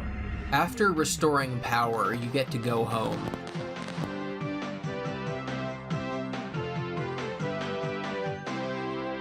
Daddy just once let me go play with her. She's so pretty and shiny. Didn't you make her just for me? I don't think it's hard to imagine that William's daughter is talking about Baby. But she says, didn't you make her just for me? And as we've established, Henry made Baby. Let's just move on. On the next day, we first check out Ballora, who is being ripped apart limb from limb by mini-arenas. That's rough, buddy. Also, Funtime Foxy is a girl. Let's check on Funtime Foxy. It's important to make sure she's on her stage before entering. Great. It looks like everything is as it should be in Funtime Auditorium. There is no need to check on Baby tonight. Please refrain from entering unauthorized areas. Proceed directly to Funtime Auditorium. So we have to go fix Funtime Freddy, and are told not to go visit Baby. But if you do... Did you know that I was on stage once? It wasn't for very long, only one day. What a wonderful day, though. I was in a small room with balloons and a few tables. No one sat at the tables, though, but children would run in and out. Some were afraid of me, others enjoyed my songs. Music was always coming from somewhere else. No, I'm getting Down the nostalgia. hall.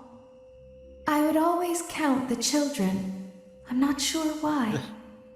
I was always acutely aware of how many there were in the room with me. 2, then 3, then 2, then 3, then 4, then 2, then none. They usually played together in groups of 2 or 3. I was covered in glitter. I smelled like birthday cake. There were 2, then 3, then 5, then 4. I can do something special. Did you know that? I can make ice cream. Although I only did it once. There were 4, then 3, then 2, then 1. Something happened when there was 1. A little girl standing by herself. I was no longer myself, and I stopped singing. My stomach opened, and there was ice cream. I couldn't move, at least, not until she stepped closer. There was screaming for a moment, but only for a moment. Then other children rushed in again, but they couldn't hear her over the sounds of their own excitement. I still hear her sometimes. Why did that happen? Yeah, so Baby is programmed to dispense ice cream if there's only ever one child around, and when they go up to eat the ice cream, Baby snatches them. And she did it to a young girl. And I think we can see where that's going. After a minigame where you take out Freddy's power module, your shift is over, so you go back through Funtime Auditorium. Great job. You've acquired both power modules. This completes your tasks for the night. Please exit the building through Funtime Auditorium, and we'll see you back here again tomorrow. You then get jump scared by Foxy.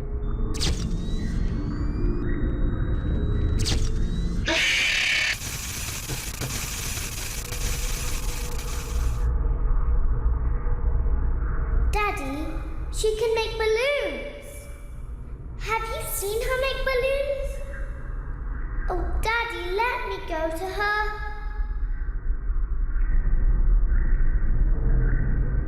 Oh my god. Shh, be still and quiet. You've been sleeping for quite a while. I think they noticed that you never left the building last night. The cameras were searching for you, but they couldn't find you. I have you hidden too well. I kidnapped you. So you slept for like 20 hours, and Baby saved you from Funtime Foxy. Don't be afraid. I'm not going to hurt you. I am only going to keep you for a little while. Try not to wiggle, though. You're inside something that came from my old pizzeria. I don't think it was ever used. At least not the way it was meant to be used. Too dangerous. So you're inside a spring lock suit, meaning Baby's Pizzeria had a spring lock suit in it, and it wasn't used the way it was meant to be used, meaning this is either William's Spring Bonnie suit, or this is Golden Freddy, which was used to kill the vengeful spirit. But it's not actually either of those. The faceplate of the suit opens up like the Funtime animatronics, not like the old classic suits. So who used this, and what was it for? Also, the Springlock suit is not a gray square on the... I'm gonna give up.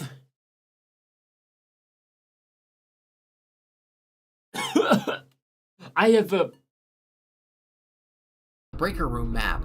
You're in the scooping room. Oh my god. Do you know why they call it the scooping room? The scooping room? It's because, dummy, this is the room where they use the scooper. I don't want to get the scooper. Be obvious.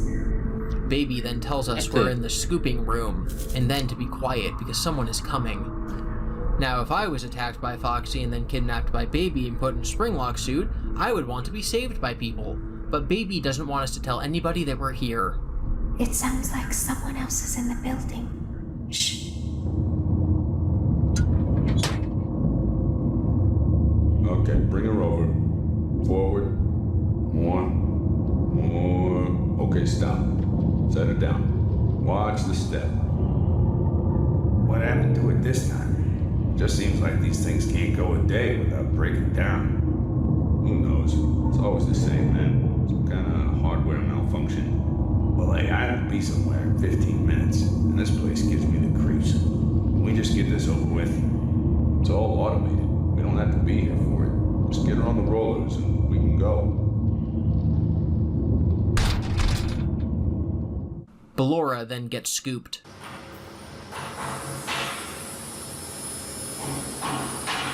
Not getting scooped. Oh no. Er det TLC-VK, så är det inte så är det. Is it just the bird shaking?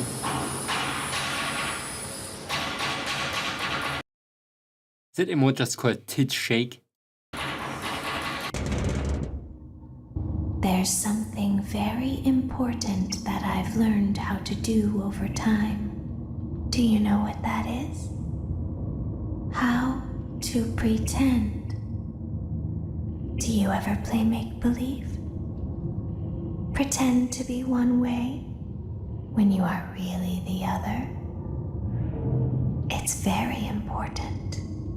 Ballora never learns, but I do. They think there is something wrong on the inside. The only thing that matters is knowing how to pretend.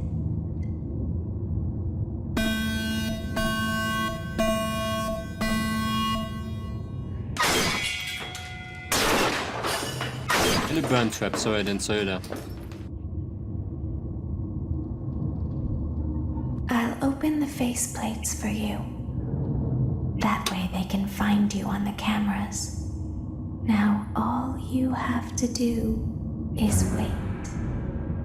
Baby then opens the faceplate so they can see us on the camera. But why couldn't these men have just saved us? Baby obviously wanted us to see Ballora getting scooped. Also, the mini arenas that were with Ballora start crawling in to attack us, and the spring locks are gonna open, and you're gonna die. After surviving long enough to be rescued, there's no scene where you have to explain why you didn't leave the building or why you're in a suit. You just go home.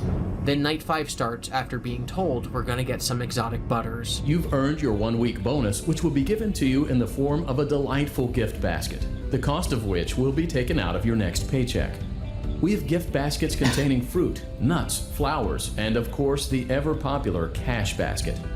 Using the keypad below, please enter the first few letters of the gift basket you would like to receive. It seems you had some trouble with the keypad. I see what you were trying to type, and I will auto-correct it for you. Thank you for selecting Exotic Butters.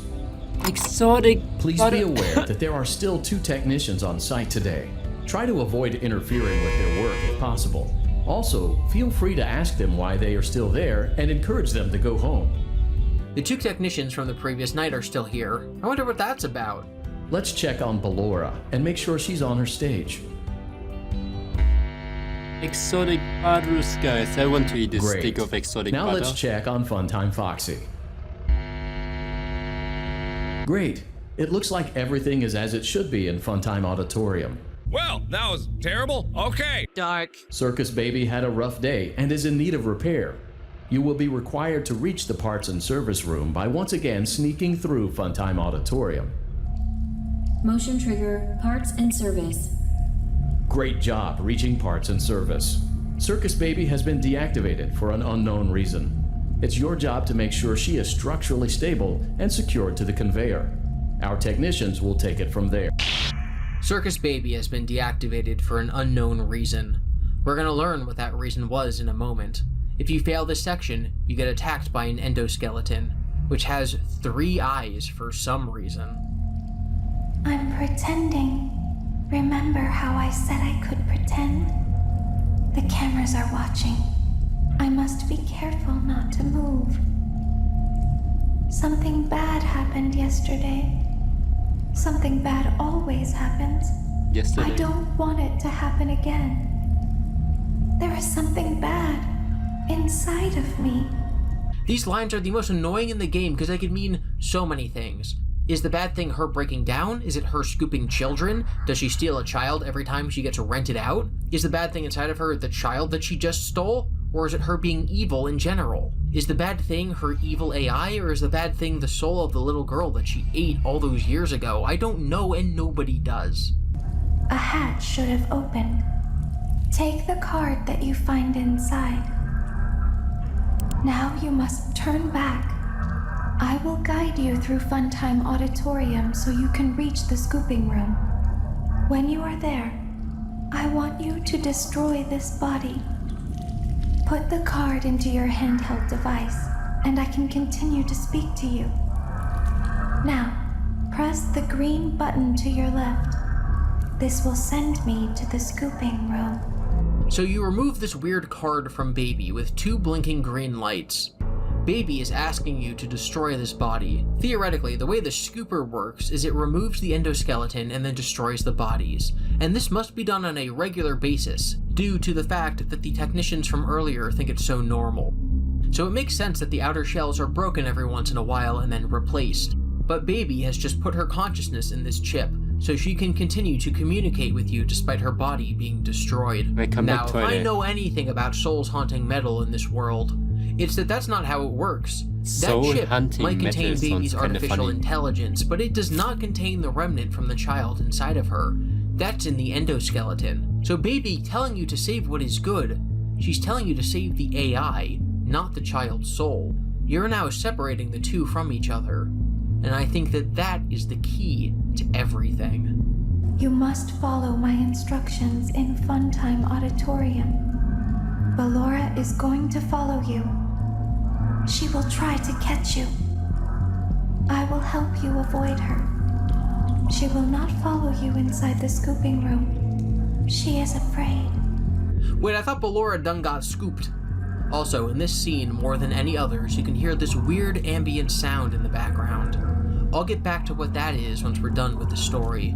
Baby then guides us through the Funtime Auditorium into the scooping room. Ballora is behind you. She is afraid of the scooping room. She will not follow you.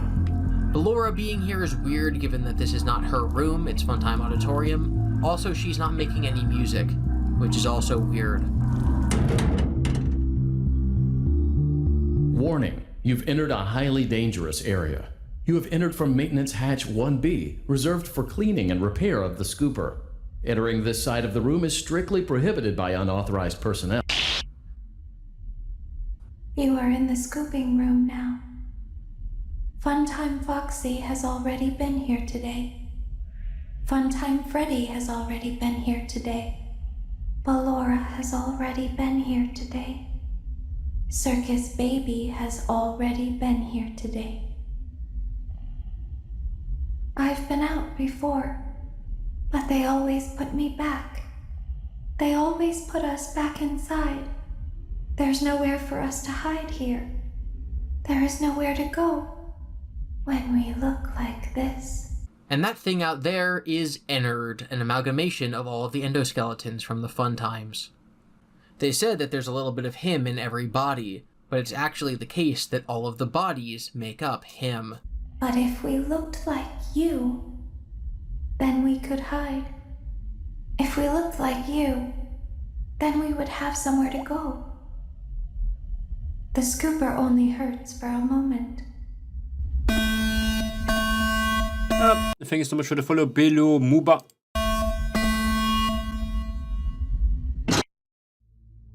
They scoop you out so they can wear your skin as a shell and blend in on the surface. We then hear the final moment of Baby's encounter with the little girl, with Afton's daughter. Don't tell Daddy that I'm here. I wanted to watch your show too. I don't know why he won't let me come see you. You're wonderful. Where did the other children go? Back in Mike's apartment, as the music for The Immortal and the Restless plays, we see him look at himself in the mirror. He opens his eyes to reveal that Ennard is inside him. If this is Mike Schmidt, and Ennard is inside him, does that mean that you play as Ennard in FNAF 1? His eyes were purple, so does that mean that Ennard is Purple Guy? No. No, if you die in FNAF 1, you can see Mike's eyeballs, and obviously Purple Guy was killing before Circus Babies opened when he killed Charlie. And Mike is not William, given that we know his name is Mike. Throughout the game, much like in FNAF 2, you have a chance of playing this minigame upon death. You play as Baby. Things don't should follow Spencer Hemias. Baby giving treats to children. If you skip a section and get a different power-up and then backtrack, you can make sure every child gets a treat. You wouldn't do this on your first attempt, so just like the FNAF 3 minigames, there's a normal ending and the lore-relevant ending. Or in my theory, there's the real in-universe video game, and then the game as it's corrupted by the spirits. Because when Baby returns to the start of the game after handing ice cream to all the children,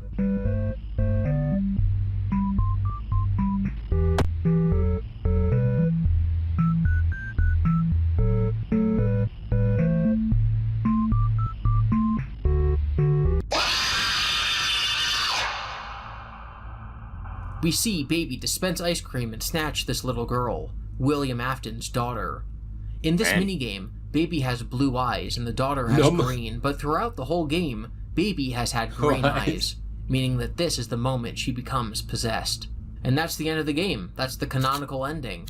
There is a good ending to the game, but that's actually the fake ending. If you know Baby is evil and you ignore her instructions in the dark, and instead you move the opposite way, it leads you to the room scene on the circuit breaker map, and you can reach the alternate ending.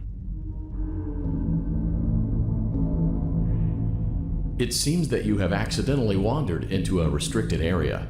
Due to the sensitive nature of the materials that you may be exposed to here, you will not be allowed to leave until the cleanup crew arrives at 6 a.m. So hang tight. Rest assured that you will be promptly rescued, fired, then sent home. Thank you for being an employee. We hope that your experience has not been as regrettable as ours. This is a legitimate FNAF game security office where you now have to fend off Ennard by closing vents, just like a good old FNAF game. The Celebrate poster mimics the one from the original game, but more importantly, there's a Fredbear plush on the table. He has beady white eyes, just like the animatronics do when they're possessed, and he's holding a remote of some sort. There's a keypad above it, and if you type in the numbers 1983, then the staticky TVs turn on. The bottom left shows the plush trap hallway. The top TV shows the night gameplay room from FNAF 4, with the left door in the closet easily discernible, and the bottom TV shows a top-down view of the bed. This means a few things, and they're all weird and complicated. We've determined already that the owner and inventor of Circus Babies is William Afton, the purple guy. So why is he watching these rooms? Well, I'll have to go back to that, and we'll have to talk about one more lore-important cutscene. I will find a way out.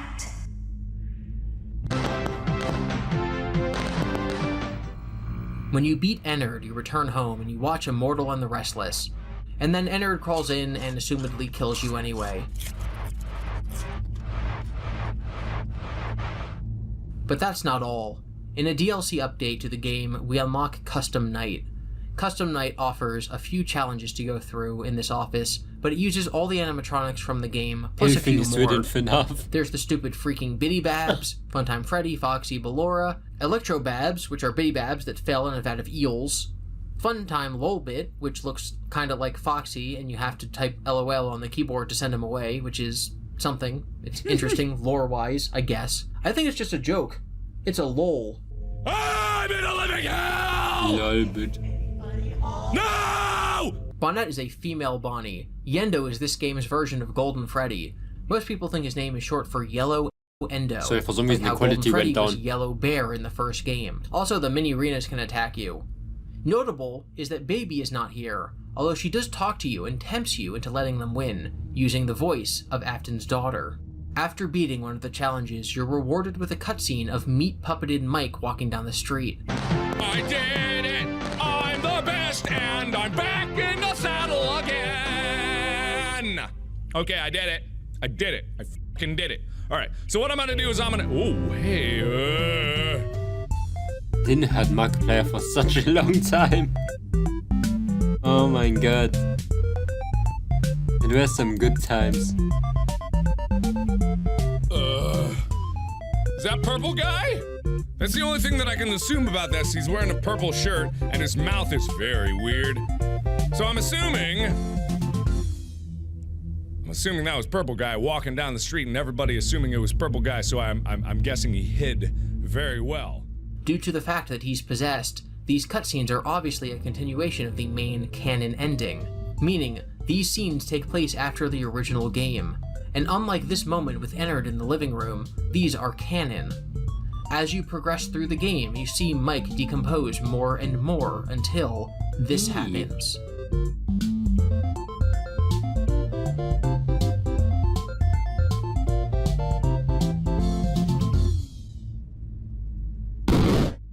What the shit? Did he just shut You won't die. You won't die. You won't die. Baby says, "You won't die." Mike and then is Mike bald. stands right back up, his eyeballs regenerating, gaining control over Not his body talking about once that more. Mike is... Since he didn't fucking die, puppet. this is not, as some fans have deemed it, Mike possessing his own corpse. This is just him surviving the ordeal. The Silver Eyes trilogy explains this as a character is injected with Remnant, which heals him. Because this scoop is not a scooper, it's actually a child remnant installer, a CRMNINST. So even though Mike was host to a giant robot for several days and probably in complete agony, he survives and heals and will eventually return to looking normal. Then the biggest lore drop hits and we can finally talk about what these last 3 games all mean. Father, it's me, Michael. I did it. I found it. It was right where you said it would be. They were all there. That's right, Mike, the character we have been playing as, is William Afton's son, and by extension, this little girl's brother. Mike Schmidt, the guy from FNAF 1, Fritz Smith in FNAF 2, the guard in FNAF 3, that is Purple Guy's son. And he is Foxy Bro. And the code 1983 in his office and the Fredbear plush on the desk, well, that shows that Cece is also Purple Guy's son. The main character of the series is the main villain's son, and his journey started when he accidentally got his brother killed by one of his father's inventions. And that's why it's so smart that William is British, because now I think anyone everybody with a knows British Tab accent E9. is clearly an Afton. It's so good, and this isn't even the end of the speech. They didn't recognize me at first, but then they thought I was you. This shows that Mike has familiarity with the robots, but I think it's actually in here because Scott is laughing at all the theorists who thought that the ending of the game meant that Mike was Purple Guy. They thought I was you. The player thought that Mike was Purple Guy. Well, now we get one of the most important lines in everything. And I found her. I put her back together, just like you asked me to. She's free now. But something is wrong with me. I should be dead, but I'm not. I've been living in shadows. Wait, So William told Mike to put the sister back together, and Fredbear told Cece he would put him back together. Indeed. And Fredbear is in William's office. A lot of people think this is a microphone, and that Fredbear Plush's lines were William speaking through him. Like Confess-a-Bear from SpongeBob. In fact, people use this episode of SpongeBob to mock this idea in the community. My name is Confess-a-Bear. Tell me all your secrets. The thing is, that's not a walkie-talkie, which would have maybe 4 buttons maximum. That's a camera controller, with 20 buttons and a dial. To control the cameras, the TVs are displaying the feeds from. I honestly think the plush being right there is a coincidence. This plush was sold in real life as actual merch, and it was labeled as possessed. And I do think it is possessed, but not by Charlie, not by the vengeful spirit. I think the plush is possessed by Cece. The idea of dual possession has been mildly controversial, with some people refusing to accept it outright. Based on the explanation of possession I outlined in this very video, 2 sets of memories imprinting on one endoskeleton wouldn't actually make any sense. But that's because that's not how dual possession works. The vengeful spirit was imprinted on the endoskeleton. Cece is inside the doll. In the Silver Eyes trilogy, We know Charlie dies and possesses robots that were made for her to grow up into. But the actual thing that she's possessing, the way that she's able to shift her consciousness to different robots, is that she's actually inside of a doll. That doll is her, and her aunt moves it into the next robot when it's time for her to upgrade. I think this plush is possessed by Cece, and that at some point in the future, that plush will be placed inside Golden Freddy. There is only one thing left for me to do now. I'm going to come find you. I'm going to come find you. So Mike is off to find his father, and then we get confirmation that Springtrap, William, Purple Guy, survived the FNAF 3 fire. Timeline and books. Before we make any amount of sense out of the last 3 games, we need to place Sister Location in the timeline. In the beginning, we're told that Circus Baby's rental opened after the success and unfortunate closing of Freddy Fazbear's Pizza. Freddy's Pizza is different than Fredbear's Family Diner, and there were only 3 Freddys that closed, 85, 87, and 92. The success of Freddy's means it cannot be the 87 location, because that location was only Sure, don't listen to Jordan A. Opened for a week. Jordan And the A's FNAF 1 crackhead. 1992 location closed not due to murders, but due to low attendance, meaning only one location was a success but had an unfortunate closing, being the first Freddy's location after the MCI in 1985. It's clear that William told Mike to go to Circus Baby's entertainment and rental, so the game must happen before he gets spring-locked, and the most logical place to put it is before FNAF 2, meaning this all is the impetus for Mike to go looking for William, his father, by becoming the night security guard at Freddy's in FNAF 2 and 1 and Fazbear Frights. Before we talk about that, we need to do a detour into the books again. Remnant is brought up in the 4th closet as the haunted metal that makes the animatronics come back to life. I already said how a character is injected with it and survives. When he's injected with it, he's able to see the spirit world. The MCI kids he talks to have an abstract control over the animatronics, and also don't understand that they're dead. Now, in the books, William injects the kid with a combination of all of their remnant. I think if the kid was only injected with one person's remnant, he would only have been able to see that one kid. Instead, he's able to see all of them. We find out from some blueprints that the scooper is actually a remnant injector. It's called a SCUP, Scalable Creation of Ulterior Presence. Or it's a machine with the ability to haunt something to various levels. And that the bucket on the scoop is the remnant injector, the child remnant installer from earlier. It specifically notes that there is a trace amount on the scoop at all times, which explains how it entered Michael, even though he wasn't intended to be haunted. Much like in the book, it also notes that, while the metal needs to be heated to become malleable, which is what allows William to combine the animatronics, if it's heated too far, then the remnant will go away, which, once again, backs up the whole idea that it's kind of like an imprint on the circuit board as opposed to soul juice. In the books, there are Funtime animatronics just like in Sister Location, and it's explained that William is taking bits of remnant from the combination of all the original animatronics and is creating these other robots, which explains how Biddy Babs and Mini Renas come to life. It's not like they each have one soul per tiny little animatronic, it's that the remnant is dividable. And people who take issue with souls being dividable, I just want to say again, I believe remnant is more like memory. Your computer memory can be divided. We have different regions in our brain that specialize in different things. If you cut your brain in half into 2 lobes, then you wind up with 2 different consciousnesses. They each have a little bit of the memories of the MCI kids, a little bit of who they are and their humanity, used to bring the machines to life, which is then overwritten by their AI. That's what scalable means in Scoop. It allows the Funtimes to have more or less remnant as needed, and theoretically, Ballora and Freddy and Foxy would have more than the Biddy Babs. Scalable ulterior presence. Scalable hauntings. Much like in the books, it's believed that this remnant comes from the MCI kids. A lot of people try to fit this together with the minigames in FNAF 3 where William disassembles the original animatronics, but that does not make any sense. He dies at the end of that game, which hardly makes it possible that he started this rental business, made all these machines haunted, sent Mike down there, and then died. People actually try to claim that all of the logistics of him doing that happened in one night after destroying these animatronics but before getting spring-trapped. After the original closing of Freddy's, the animatronics were returned to William.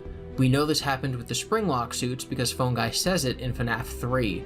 And there is no current Freddy's location, so obviously one of the 2 owners would take them, and it's probably the one with a massive workshop and a robotics company. Henry also would have bowed out of the company by then, because Phone Guy never met him, never even knowing his name.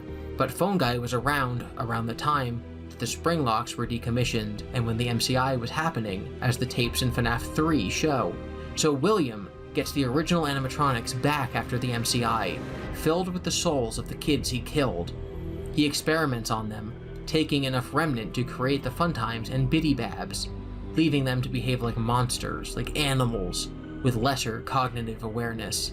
The Funtimes are powered by their remnant, and they're designed to get more. That's why Baby has a giant claw. Baby then kills his daughter. Circus Babies never opens. Yeah, you're right. He converts it to a rental service, and Baby, not baby catching thing. Kid Freddy's snatching is device. opening again, with toy animatronics that William did not make. William tells Mike to go to Circus Babies to put his sister back together, while he becomes a night security guard at Freddy's, kills more kids, fails to have them possess any more animatronics. Mike gets scooped, and, crucially, is able to see the ghosts of the MCI children, finally realizing what his father has done. So he goes in search of William, and goes to Freddy's to be the night guard the day after the bite of 87.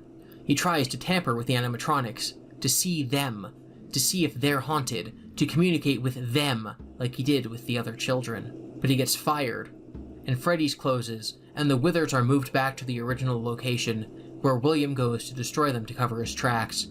He gets spring-locked behind a wall, where Mike can't find him for decades. Mike says he put Baby back together. If putting someone back together means putting their memories back together to the point where their consciousness overtakes the AI programming of the robot or animatronic, then this moment where he removes this card from Baby is when I believe he put Baby back together. This card is Baby, the character, the AI, and once it's removed, the sister can gain control over the animatronic. The endoskeleton that has now become part of Ennard is the sister, and the next game in the series will confirm this. Remember a really, really long time ago when I said, so I think we should be on the lookout for any human characters in the story who get injected with a remnant, who might want to help Cece, and who could be the person speaking these lines. So that's Mike, meaning the eyes in the void talking to Cece in the beginning and the end of FNAF World is Mike. He's in this trippy dream-like state after he's been injected with remnant at the end of Sister Location. And he says, "Everything that happens out there has an effect here. Do you understand? This is a safe place. This is a sanctuary. But something has gone wrong, and now it can be seen here. Something went very wrong. That's why I am here." Something wrong, you say? But something is wrong with me. But I won't let the same happen to you. And if William told Mike to put his sister back together, it makes sense that Mike would then use that phrase when discussing how he wanted to put Cece back together. I put her back together, just like you asked me to. I will put you back together. Because this conversation, when he says this to Cece, happens after Sister Location. We are still your friends. Do you believe that? The pieces are in place for you. All you have to do is find them. Rest.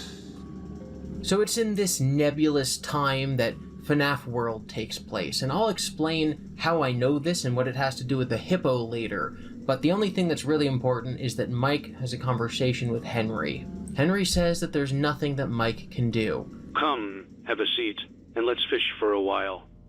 You have nowhere else to go. But Mike blows him off and goes straight to the FNAF 2 location. And Henry starts making video games to try to contact the flip side. Now let's go back and solve FNAF 4. I believe Cece did have a Fredbear plush as a kid, and maybe it was his imaginary friend, but the text in those minigames is non-diegetic. It didn't actually happen. Cece didn't hear those words back in 1983. The bear did not have a speaker, it did not talk to him psychically. That text dialogue was for the benefit of the player, who is the vengeful spirit. At the end of the minigames, the dialogue spoken to Cece in the void is the first dialogue Mike actually spoke to him beside his deathbed. It then becomes the dialogue that Mike will say to Cece in FNAF World, after Mike is injected with Remnant in Sister Location. The first and last cutscenes in FNAF World is Mike, the glowing yellow square eyes, speaking to Cece. The Fredbear plush being on every screen doesn't mean he was literally there. It was a way for Henry to watch the events play out. It's like a Christmas Carol. The vengeful spirit is Scrooge, and Henry is Fredbear, acting in the role of the ghosts, going back to view these memories. The plush isn't actually in any of these places. He's watching things unfold alongside the main character, the vengeful spirit, as ethereal, flipside, spectral spectators. Toy Chica is missing her beak in the game because the game was made after FNAF 2 actually happened. It was made after 1987, where the robot Toy Chica was missing her beak. There were toys of the animatronics, there were Spring Bonnie plushes, but this dialogue about it being a finger trap was not actually said to Cece. It's dialogue that Henry wrote for the vengeful spirit to hear. The player of FNAF World is the vengeful spirit, and all of these minigames that we play in the core titles are just like the minigames we play in the FNAF World Halloween update. They are minigames created by Deskman, created by Henry, to communicate with the other side, to communicate with the vengeful spirit. They're based on real events, but they're fictionalized, allowing for callbacks and references to things that happened before the game's creation, but after the time the events depicted actually took place, with the hindsight, biases, and narrative of Henry specifically. Yes, this theory is very out there, but it explains everything. It explains the weird stuff in the FNAF 4 minigames. It even explains the completely overlooked weirdness that is the minigames in the first place. It's not like Jeremy is experiencing these minigames in FNAF 2. That's because every game is from the I suddenly got hungry watching this, then eat something. Go eat. Experience of two characters. The nighttime security guard who's playing through the night gameplay segments, and the vengeful spirit who is playing through the Atari minigames. You know why you have to die to play the minigames in FNAF 2? Because the vengeful spirit's dead. It also explains all the weird things you have to do in FNAF 3, like clicking a poster, tapping on wall tiles. Like, no, that doesn't lead to games. Because everything you do has an effect in here. Every action you take has an effect in the flip side. I think Mike is doing certain things that are causing ripples over to the video game world, which then allow the vengeful spirit to set up Happiest Day. FNAF 3 is the big finale where Mike and the vengeful spirit cross paths in order to make Happiest Day happen. An ending where Mike affects the flip side, defeats William, and then the vengeful spirit frees Cece. That's a great finale. I think the reason FNAF is so confusing is because each video game takes place in a year that we don't know. The only solid date is 1987. And then within each game are games that depicts events that happens who knows when, and that were created and experienced by this spirit who knows when. And some nights are dreams, and some minigames are games meant to be games, but some are games not meant to be games that are being used to communicate with ghosts. And in one of them, Henry is lying. In the third book in the Silver Eyes trilogy, it turns out that Charlie is a robot. We know that already. Afton did not kill Charlie's brother Sam when they were children. He killed Charlie. Henry then cries into a doll, and the tears and sadness possess the doll with Charlie's spirit. And then she's haunting a robot of herself. And then she was told that Afton killed her brother, but not really. The mom actually took the brother and then left Henry, and he spiraled out of control after Charlie's death and whatever. And I think that is Scott doing an in-universe retcon of FNAF 2's Take Cake to the Children minigame. The background audio of that game spells out S-A-V-E-H-I-M, save him.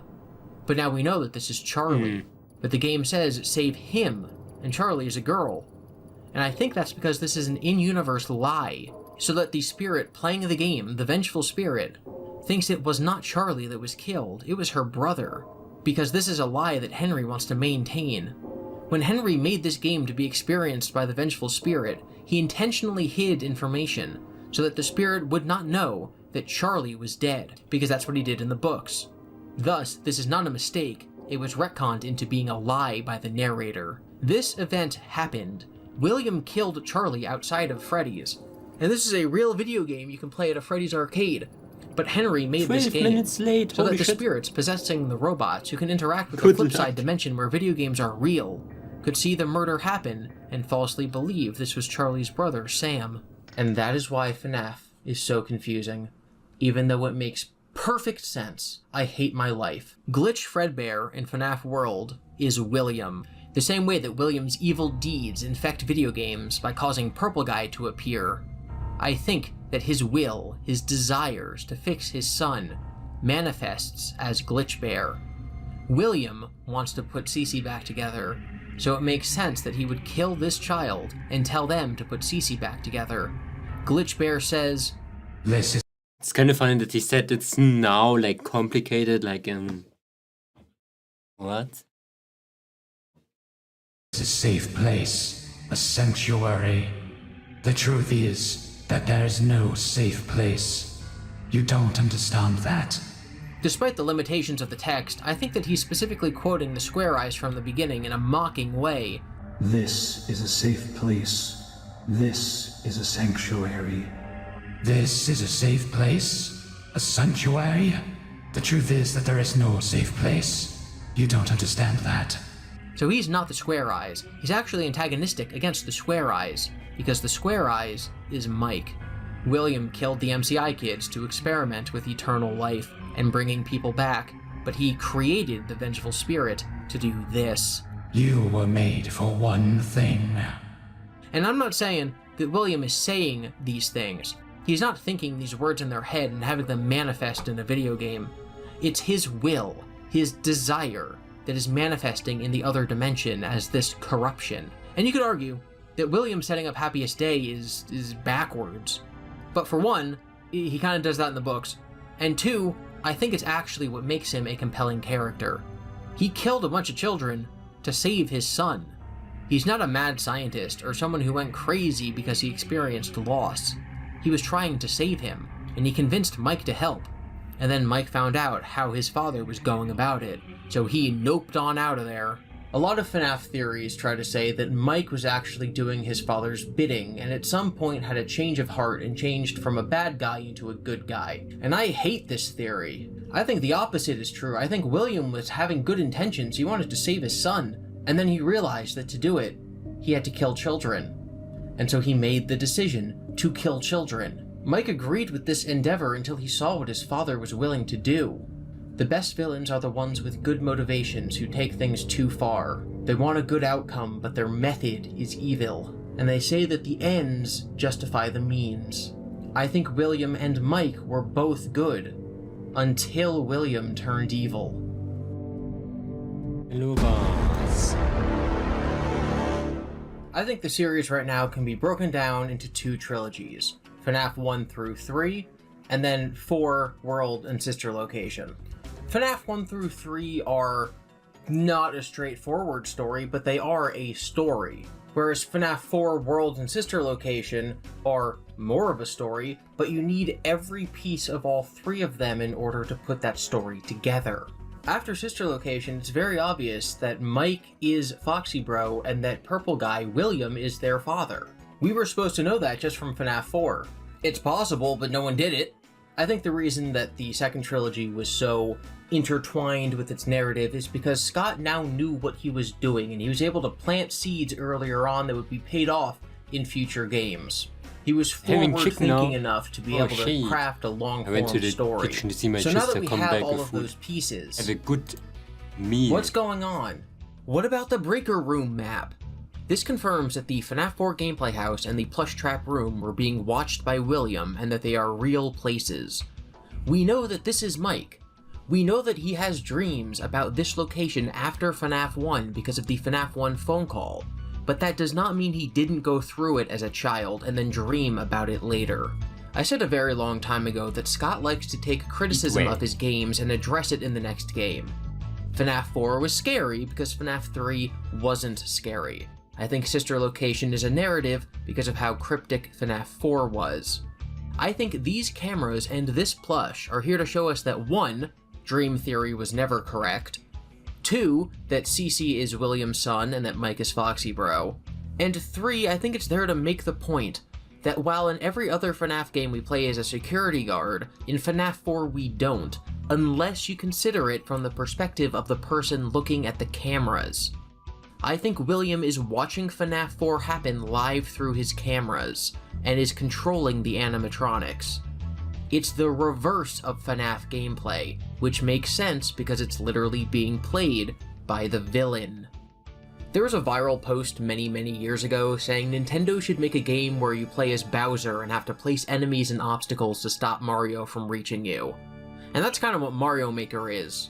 There's this game made by Ubisoft called Zombie U that actually puts you in this role. One player is playing a first-person shooter, while the other person is placing down zombies and different power-ups to try to stop the player. My friends and I jokingly call this mode a second-person shooter, and I bring this up to sort of explain my thinking for the role that William would play in FNAF 4. I think he's the person sending the waves of animatronics at Mike, and he's just watching things unfold. But I don't think that they actually look like this. I think this visage is just an illusion. In the books, and I hope I'm almost done saying that, there are things called illusion discs. Think of them looking more like floppy disks rather than CD-ROMs. The science behind them is complete nonsense. They are basically described as the opposite of white noise. They aren't just a sound that blends into the background that you can ignore. Instead, they produce a sound that overtakes and overloads your senses so much that your brain just sort of shuts down.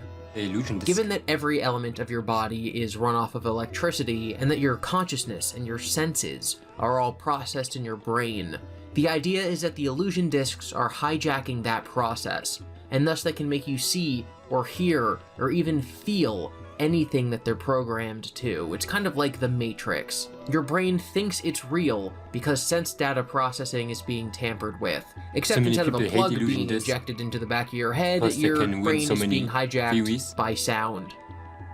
In the fourth closet, William is able to project the image of Springtrap dancing around like a ballerina to one of the main characters, just by using an illusion disc. It's telling her brain that there is a rabbit there, and thus she can see it. The nightmare animatronics are illusions. The reason that Foxy in the closet becomes an actual Foxy, and then just a plush, is because the disc is being turned on and off. The Freddy plush on the bed becomes multiple vibrating Freddles because the disc is being turned on. These animatronics coming for you look like this because the disc is being turned on. I already said that I think the original animatronics, or the Wizards, pre-FNAF 2, are in William's house because he's the manufacturer, so they've gone back to him. And also, because the advertising for FNAF 4 says, "What have you brought home?" Well, nothing. In the game, nothing gets brought home, except for the animatronics in the situation that I theorized. So once again, I think these are the Withered, Bonnie, Chica, and Foxy with illusion discs, which allows this to be... Someone say the sister location animatronics didn't even look like what they did and instead used illusion discs, cause in one minigame Freddy Taylor a disc out of him in the book. Man.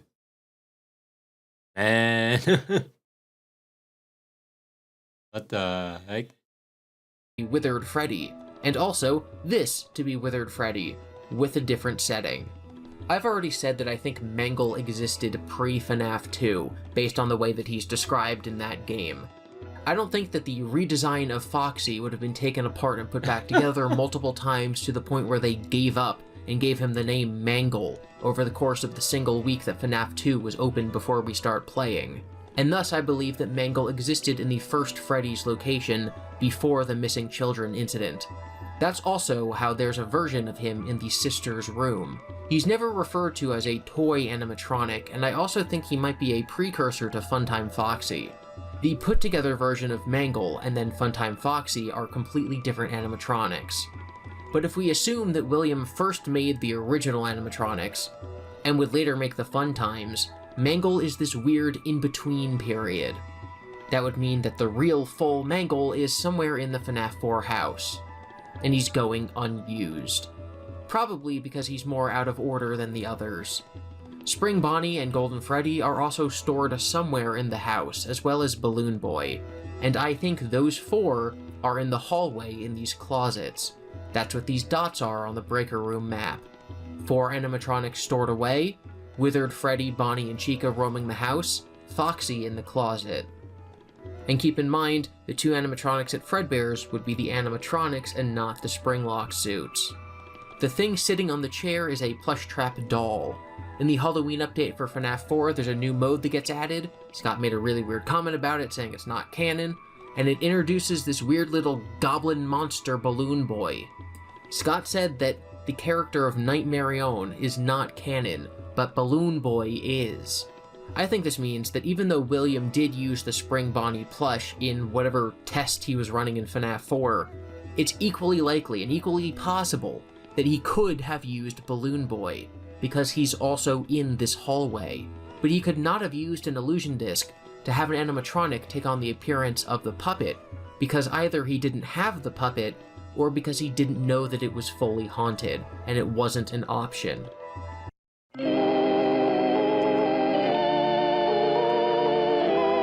Sister Location Part 3.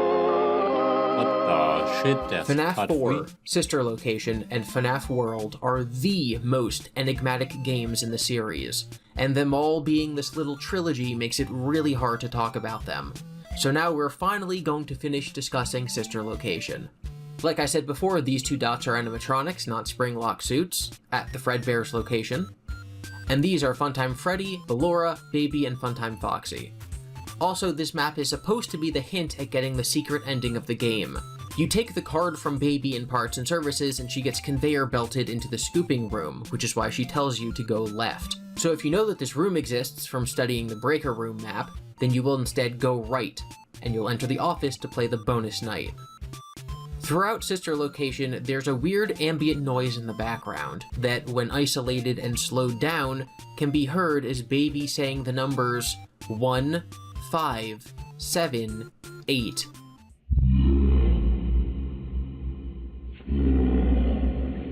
This is crazy. 1, 5, 7, 8. After doing some quick math, I've determined that this is likely May 1st, 1978, or January 5th, 1978. Either way, I believe that this is Baby's birth year. This is Afton's daughter's birth year, making her 5 in the events of FNAF 4, and slightly older than that when she dies. She definitely dies after Cece. Alright, now we can finally talk about The Immortal and the Restless. The Immortal and the Restless is the TV show that Mike watches between every shift, except for the one he misses because he's passed out in the Springlock suit. It's a soap opera about Vlad, an obvious vampire and probable stand-in for William Afton given that he's immortal, and also purple. His wife Clara is voiced by Amber Lee Connors, who I talked about earlier voicing Toy Chica. Clara, I tell you, the baby isn't mine! Count, I tell you that it is. You're the only vampire I've ever loved. And the baby turns his bottles into powdered milk. So Vlad says that their baby isn't his, when it clearly is because it's a vampire, and it does vampire things, and this makes him and Clara argue. The baby isn't mine! I don't think it's a coincidence that there's a character named Baby in this game who, and as I've pointed out previously, was probably built by Henry. In the final episode, Vlad finally admits, accidentally, that the baby is his, which coincides with Mike discovering that the death of his sister is his father's fault. I'm keeping the diamond ring. The joke's on you! I found it in a kid's meal! You bought a kid's meal? Oh, Vlad! Clara! The end narration also says, stay tuned for what happens to Baby next season, in the next game. But what about the baby? What about the back child support? Stay tuned next season for those answers and more. So even though I'm very confident that the baby is Baby, I'm not entirely sure what the rest of this is about. but it is more fuel to the fire of the topic of who created Baby, who made her originally. FNAF World seems to imply Henry. The books directly state it was Henry. The only person who says it was William is his daughter in this game, who says that he made it for her. But in The Immortal and the Restless, the William stand-in character seems to say... Thank you so much for the... What? Whoa, 5 Malaysian ringgit? Is that a thing? Oh my god, thank you so much, Ahmad Sahir Naimin bin Ahmad Az. Your name is very long. I'm sorry, I'm sick today. I cannot really say a lot. But yeah, thank you. Man, didn't expect it a super chat. That the baby isn't his. So whose baby? Okay, now on to the final game. What are you doing? I cannot talk, I'm sorry.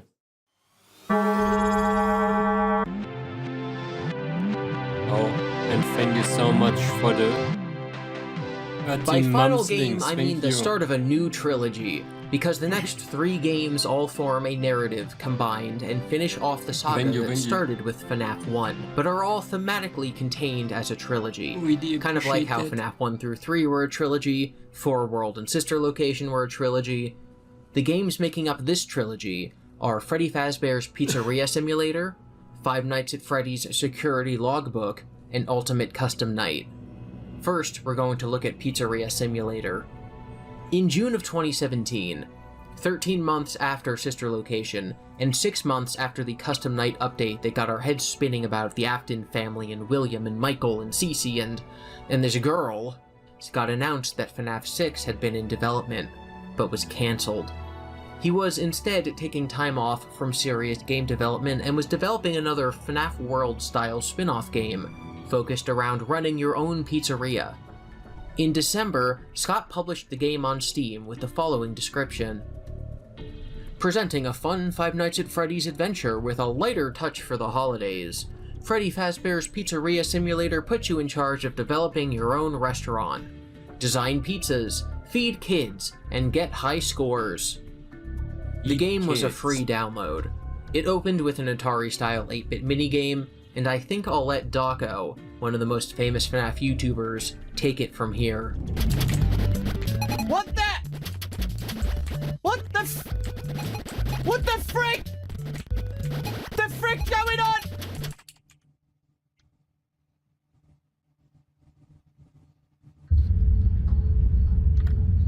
Oh!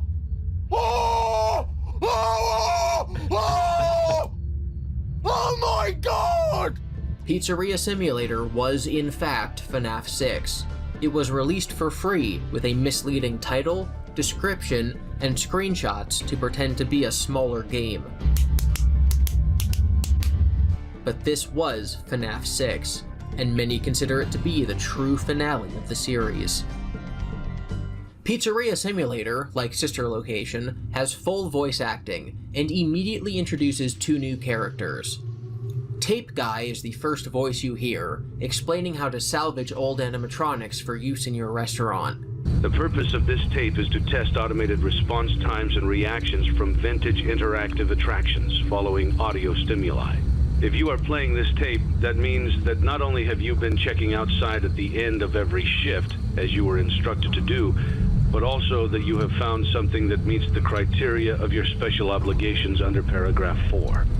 Follow these instructions, document response times, then safely secure the space before leaving. Upon sealing the room, you are not to return. The other new character is this corporate announcement guy, whose voice is the same as Hand Unit. Together they kinda replace the role of Phone Guy, being the people who give you instructions and explain the gameplay. Aside from the daily risk of lawsuits, there's also the risk that something might be hiding inside whatever you just purchased with that steeply discounted price tag. Of course, that would only be a serious danger if there were something outside that's been trying to get in for months now, which we are not confirming to be the case. This concludes the amount of help we're legally obligated to provide. Remember, you are now the face of the newly rebranded Freddy Fazbear's Pizza. Wear that smile with pride, and let's make some money. Fazbear Entertainment is not responsible for disappearance, death, or dismemberment. On top of these new human characters, the game introduces a multitude of new animatronics. For one, Circus Baby is now damaged, and it looks like she has fixed herself up with scrap metal and parts, leading to her now being called Scrap Baby. Springtrap is back, and likewise is called Scrap Trap. Two more animatronics are added, Molten Freddy and Lefty. Molten Freddy is clearly the amalgamation of animatronics from Sister Location, minus Baby, who has left the group. In fact, this plot point, that Baby was kicked out of Ennard, was only told within the source code of Scott's websites for a limited period of time. Scott's main website and the FNAF World site seemed to be in conversation with each other, with the following alternating lines. You are crowding us. Be quiet. You can't tell us what to do anymore. Yes, I can. You will do everything that I tell you to do. We outnumber you. That doesn't matter, dummy. We found a way to eject you. You would be lost without me. Ah, say goodbye to our friend. I can put myself back together. This explains how Baby was separated from Ennard, and how Ennard became Molten Freddy. It seems very likely to me that this was a result of Mike putting her back together. Once the baby animatronic was all sister, no baby, the other animatronics didn't like that William, their killer's daughter, was telling them what to do, so she became independent again. Basically, Baby wants to do the bidding of her father, while the rest of them hate Afton. Then there's Lefty, who is new. It's kind of weird to introduce a new character at the end of the series like this. I wonder if there's a secret about him. These 4 animatronics can be salvaged or scrapped by the player. If they're salvaged, then they must be fought at the end of every night. But if you scrap any of them, you can't get the real ending of the game. During the night, the gameplay is like a normal FNAF game, but during the day, you run a real pizzeria simulation type game. You have to earn money, balance raising your score with the dangers of the attractions that you're bringing in. Among these attractions are normal play area type things, like a ball pit, as well as arcade machines and animatronics. Every day you get 10 tokens to use on the attractions, which can earn you money. Some of the arcade machines let you play mini-games to earn higher scores, and the animatronics add small snippets of new lore to the game. You can order things from different catalogs in the game, including DD Weekly, Stan's Budget Tech, Smiles and Servos, and a Rare Finds auction. The new animatronics from DD Weekly include Bucket Bob, Mr. Can Do, Mr. Hugs, Number 1 Crate, and Pan Stan. Stan's Budget Tech sells you Happy Frog, Mr. Hippo, Ned Bear, and Pig Patch. They also sell you Fruity Maze, Midnight Motorist, and Candy Cadet, which are 3 things that have serious lore relevance. Smiles and Servos sells you Rockstar Freddy, Rockstar Bonnie, Rockstar Chica, and Rockstar Foxy. These are not any of the previous versions of Freddy and the Gang. They're new versions. Maybe. And Rare Finds Auction sells you the Security Puppet. Pizzeria Simulator has multiple endings, including running out of money, getting sued a lot, and doing nothing except getting through the week and getting the lame ending. Congratulations! You've completed a full week on the job, and you've done it in such a lackluster way that no one is proud or disappointed. It's a fine line to walk, but you did it, completing your job with such an efficient level of laziness that we're surprised you're able to dress yourself in the morning. While such a minimalist work ethic is rare, it doesn't mean that we want you back. In fact, it means you should look for employment elsewhere. But before you go, take this certificate of mediocrity. You should be proud. You stood on 2 feet and convinced someone that you could do something, when in fact you couldn't. Now get out. But there are 2 that are important for our discussion. In order to get the Lore Keeper ending, you need to play and beat some of the mini-games. One of these is Security Puppet, which is the most straightforward. You play as the puppet inside of a Freddy's location. After playing the game several times, you're greeted with an alternate take. You have to protect the girl with the green bracelet, but she's trapped outside.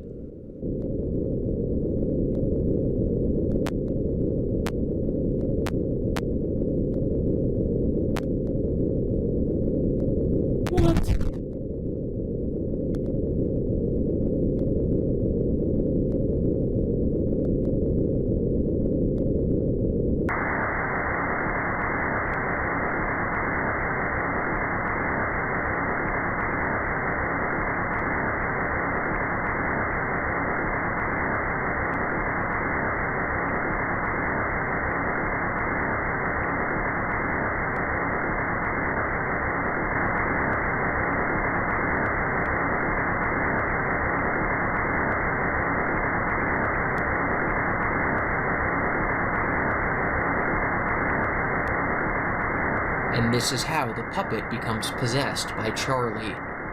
The puppet is a security device made to protect Charlie, who was blocked from helping her on the day that William came to murder her. He went outside and found her body, and so she possessed the puppet. This was William's first murder, and by playing this game, you are receiving Henry's message about what happened that day. The next game is Fruity Maze. You play as a girl collecting fruit, kind of like Pac-Man. If you beat the game several times, it begins to glitch. You can see the reflection of the player in the screen. It's a girl with blonde hair who goes from excited to sad. Eventually, the game glitches enough, and the fruit becomes dead, bloody dogs. The game ends, and now you can clearly see Spring Bonnie standing behind the girl. He's not really dead. He is over here.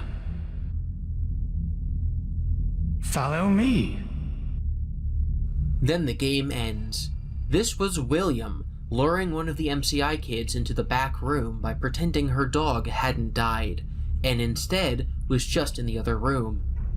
He took her back there, killed her, and put her in Chica. Based on the books, we know this girl's name is Susie. William found a vulnerable child and lured her to her death. This is one of William's MCI murders. Fun fact tangent, there's a very popular theory that William killed the dog and experimented with it first before experimenting on any kids, and that's how Mangle got possessed, which is why Mangle is active during Save Them. 'Cause he's a dog. There's not really any evidence for this, but I like it, so... Manga is just there anyway, The final game is Midnight Motorist. There's a lot more debate about the meaning of this game compared to the others, but I think it is actually very simple. You play as a car speeding down the highway, reaching extremely fast and dangerous speeds. There's a hole in the bottom of the map, and if you drive through it, you reach a secret minigame. In this game, you drive a purple car through the rain. People immediately assume that this was William, because it's a purple car. You can park the car at this one specific location, and when you get out, you notice that you're actually playing as an orange person. So not William. Absolutely not William. This is not William. In the top left corner of this clearing is a mound of dirt. If you drive further, you come to a parking lot. The parking lot is for a building, which has a blinking neon sign it's William. labeled Juniors. A green man stands outside. When you walk up to him, he says, "Come on, you know you can't be here. Don't make this more difficult than it has to be." You drive away further into the woods until you reach a house. This is your house. You get out and walk inside. In the foyer is a person sitting on a chair watching a flickering TV. They say, "Leave him alone tonight. He had a rough day." If you walk up the hallway, you find a locked door. "I told you not to close your door," you say with a knock. You take a few steps away and say to yourself, "This is my house. You can't ignore me like that." Then you walk back. "Open the door." He doesn't respond. "I'll find a way in from outside." So you walk outside, around the back of the house, and find an ominous scene. The window to your son's room is broken, completely shattered. Footsteps lead either toward or away from the window, it's very hard to tell which. Very large animal tracks stand next to the bushes. The footprints show 2 feet each with 3 toes. There's a clearing in the bushes above you. If you walk towards it, you say, Ran off to that place again. He will be sorry when he gets back. But he never comes back. The minigame ends. This story depicts Orange Guy, an alcoholic father who went for a very fast and dangerous drive after hitting his limit at the local bar. He drives back home well after midnight and stumbles in on his wife watching TV. She tells him to go easy on their son, indicating Robin, a you should have history made of a photo. abuse. The son takes to locking the door, What is and the Robin father in is so about? angry that he stomps outside. The son has broken out of his room and has gone to that place again, which everybody agrees is Freddy's. These animatronic footprints indicate that something here was watching him and luring him outside. And the most recent version of Scrap Trap has 3 toes, fitting the description. In one of the future games, we see the fabric, non-springlock mascot suit for Bonnie, and it also has 3 toes. This, like the other 2 minigames, is a story about one of William's victims. He found a vulnerable child who wanted to escape his abusive home life, and appeared outside his window in costume to lure him to Freddy's. The newspapers in FNAF 1 say William lured 2 children into the back room of Freddy's in a mascot costume. But later, 5 victims were tied to the disappearances, meaning up to 3 of them were taken in other ways. And I think this is one of them. This is one of William's MCI murders. With that said, this is extremely controversial, simply because people really, really, really want this to be William. They'll go so far as to claim that Junior's is a Freddy's location, for some reason, and that William can't go inside because he's a suspected killer. And also William is orange now for literally no reason. And he's an abusive father to his kids because, duh, he's a murderer, so he's evil to everyone. Forgetting the fact that he literally promised to put 2 of them back together. People also try to stretch it and say that this is Mike because he's watching TV, and that the child who ran away is Cece, which is why after this, William tries to scare him away from Freddy's and takes his window away. What happened to the stairs? My parents took them down because I am grounded. But the timeline doesn't make sense at all, forcing people to say that this is actually a robot boy version of Cece, trying to make it all make sense. What if the Funtime Freddy animatronic used an illusion disc to make himself look like Fredbear, lured the crying child out of his bedroom into the pizzeria, then killed him? I believe that after Crying Child died at the hands of Funtime Freddy, he successfully rebuilt him in the sister location bunker. So when we see the Crying Child again, he's more scared of Fredbear's family diner than ever, due to him remembering witnessing his own death. People also try to say that the name of this minigame in the files being called Later That Night implies that it was the night that Charlie was killed, which is dumb. There ain't no way that this children's birthday party at Freddy's would be going on past, like, 8 p.m. And this is midnight. Where was William for 4 hours? I don't understand why people think that the only night that this could be the later of was the day Charlie died. I think someone just said that and it's stuck in people's imaginations. There are plenty of significant nights in the 5 Nights at Freddy's series, and there is no link to Charlie's death other than the fact that it's raining. And while that could be used to connect them, I think it's raining because in movies, bad things happen when it rains. Charlie was killed in the rain, this kid was kidnapped in the rain. Because rain is bad. And the main reason that I throw all that out the window is because I think that the night that this is referring to, the night that this is later to, is later in the night from the minigame. This is Midnight Motorist. This is later that night. Post-Midnight Motorist. People try to say that this can't be William's footprints, because the spring lock suit would malfunction in the rain. However, it's not raining in Midnight Motorist. We don't know when this rain started, and there's no reason to think it started before the kidnapping. And the whole thing about the water impacting the spring lock suits was mostly about the very old costumes, like the one that William was killed in. There's obviously a much more high-tech spring lock suit at Sister Location, and we have no idea whether or not those spring locks would be affected by water. It also could be the cloth mascot costume, like I said earlier. Guys, it's just really not that deep. This is one of William's victims, just like the other 2 minigames. How did this guy made an 8 hour and 50-minute long video. Fully edited. Like, I thought in the beginning he just pulled a lot of, like, videos together. And just merged them, like, into a big compilation of lore. But no, it's one continuous video. Games in Pizzeria How? Simulator show his murders. It's lore and backstory, not some giant wrench thrown in the plot revealing that Cece is a robot. With that said, I don't know what the mound in the woods is. There's a slightly differently colored dirt patch around it that might indicate that they're starting construction on something vaguely house-shaped. So they might be breaking ground. A few weeks? Or maybe it's I think something like this would take almost more than half a year. Like, not gonna lie. I do videos myself and I'm pretty fast.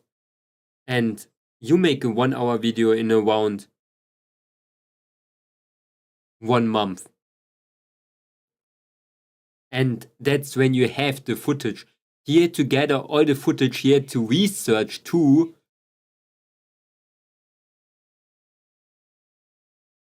And yeah, that's the thing. He had to research too all of that shit. And get it in a chronological order. That probably took more than half a year. At least, minimum. Dead dog, I don't know. I don't need to know exactly what it is. I'm feeling to claim alright, that I hope you're doing well too. The sister's unmarked grave in the woods, a mile from their home, is kind of a leap. Now, in the narrative of Pizzeria Simulator, we, the store owner, are buying these games, and kids are playing them, and we're testing them overnight. But this reflection in the cabinet is depicting something that actually happened decades ago. So either it's a haunted cabinet showing us memories of the past, or the mini-games themselves are disconnected from the present gameplay. It's a haunted cabinet showing the memories of the past. The vengeful spirit is playing through the games to learn what happened. The glitches were caused by William. Even in Fruity Maze, his presence in the memory literally leads to the game sprites changing. While these do depict real events, what we're playing is the vengeful spirit learning of these events through these video games created by Henry. Because it's video game theory. These are also important because they confirm to some extent that Shadow Freddy in FNAF 3 is controlled by William. Or is William. In Fruity Maze, William has 2 different text colors, which might indicate that— You're not gonna see Lapis, but let me just tell you, pretty good. Tone he was using to speak. Like, one may have been in character and have been a wacky, fun Bonnie voice. He's not really dead. Whereas the other was actually how he sounded. A British man, luring people from sight. He is over here. This would mean that the Follow Me text in Follow Me is the same as this Follow Me text in Fruity Maze. Moving on, there are 2 important endings to Pizzeria Simulator, the lore ending and the insanity ending. The insanity ending is easier to get, but also much more obtuse. If you buy the Egg Baby, then during the night this button on the computer turns on, and if you click it, you hear a recording from Tape Guy. Based on the contents of the tape, it seems like he recorded this to himself before the start of the game. In fact, what's on these tapes reveal what led to the start of the game. It's only now that I understand the depth of the depravity of this creature, this monster that I unwillingly helped to create, as if what he had already done wasn't enough. He found a new way to desecrate, to humiliate, to destroy. As if the suffering wasn't enough. The loss of innocence, the loss of everything to so many people. Small souls trapped in prisons of my making, now set to new purpose, and used in ways I never thought imaginable. He lured them all back to a familiar place, back with familiar tricks. He brought them all together. Are they still aware? I hope not. It keeps me awake at night. I could make myself sleep, but not yet. Not until I undo what he has done and heal this wound. A wound first inflicted on me, but then one that I let bleed out to cause all of this. He set some kind of trap. I don't know what it was, but he led them there again He overpowered them, again. And he robbed them of the only thing that they had, again. I don't know how those tiny breaths of life came to inhabit those machines, but they will never find rest now, not like this. I have to call them all back, all of them, together in one place. That's right. Tape Guy made the animatronics. Prisons of my making? Tape Guy is Henry. William is the monster that Henry helped create. And as if murdering kids wasn't it, William went ahead and desecrated them by doing his experiments. He brought them all back to a familiar place with familiar tricks. Henry could kill himself, which is what he does in the novels, but he's not going to while William is still out there. Congratulations! You went somewhere you weren't supposed to go, saw something you weren't supposed to see, and prevented a tidy resolution to a messy problem. Needless to say, you're fired. But before you go, take this certificate of insanity. We're giving it to you to ensure that no one believes you, and to ensure that we can promptly replace you without incident. There is a truck waiting for you outside. Take care. Hello, Nico. Welcome back. Saying he lured them all back, and then following that line with, "It keeps me awake at night," really, to me, invokes FNAF 4. In all the other games, it's not William bringing the animatronics together. FNAF 2, it's not him, it's the company. FNAF 1 is not him, it's the company. FNAF 3, it's not him, he's trapped behind a wall. This can't be referring to Follow Me, because Golden Freddy isn't there. He says he lured them all back to a familiar place, so it can't be that. It really seems that the familiar place he lured them back to was his house, where he originally built them. The games have a habit of jumping between whether they're talking about the kids or the animatronics at random, which is why the puppet is referred to as a he even though he's possessed by Charlie. This actually becomes more of an important point in the final game we're going to talk about later. So saying he lured them back, them might not be the kids, it might be the animatronics. He brought them back to where he built them. The next line... He set some kind of trap. I don't know what it was, but he led them there, again. Well, that invokes FNAF 3. How could Henry both know that he used familiar tricks to lure them back, but also say it's some kind of trap that he doesn't understand? What do you mean? How could Henry know it was familiar tricks if he doesn't understand Momonga? what the trap was? I think it's likely that these two events are not linked. In this second instance, he doesn't say all of them, meaning it's fine that Golden Freddy isn't there, and the use of the word trap relates to Springtrap. I think this part of the speech is referring to Follow Me. Now he's talking about William taking their bodies apart. Then he says he has them all back together in one place. I have to call them all back, all of them, together in one place. That line will become important later. We also get the 100% official confirmation that Charlie was William's first victim, because that was the wound first inflicted on me. As Henry talks, we see some blueprints appear on the screen.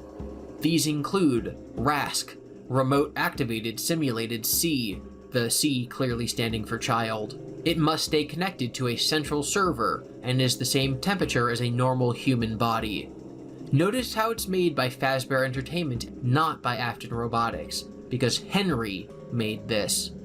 This will make sense when we watch the Lore Keeper ending. And here's the Scoop blueprint that I cheated with and talked about during Sister Location. The Scooper is actually a remnant injector, explaining how Mike survived. Lefty, the name of the new black bear, stands for lure, encapsulate, fuse, transport, extract. The bear emits a bracelet code, and then seals its suit around its prey and plays a lullaby. Well, that's a puppet catcher if I've ever seen one. Yes, I'm cheating a little because there's a screen that shows Lefty with the puppet clearly inside of him, but the bear mimicking the bracelet that attracts the puppet and calming it with a lullaby is everything we need to know that this is a puppet snatcher. It's weird that Henry is talking about how William lured the kids somewhere while displaying the blueprints he himself made for a device that lures the puppet. He lured them all back to a familiar place, back with familiar tricks. Even the lines about the familiar tricks, like, he's using the bracelet and the song, those are familiar tricks.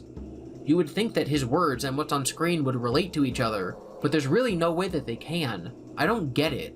After the slideshow of blueprints, the screen says, playing audio file HRY223. HRY is widely believed to mean Henry. The 223 is a lot more ambiguous. It might just mean that it's his 223rd audio log.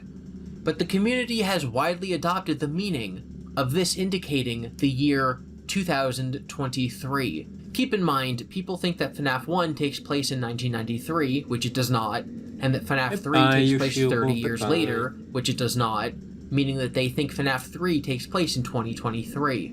This game taking place around Halloween, going by this poster that we see, could mean it's the Halloween of 2023. I think it's really silly for a file to be named 223 to get across the information of 2023, when one more character would make it 2023, and one fewer character, just the number 23, would also be understandable as 2023. That's the main reason that I don't think that's what this means at all.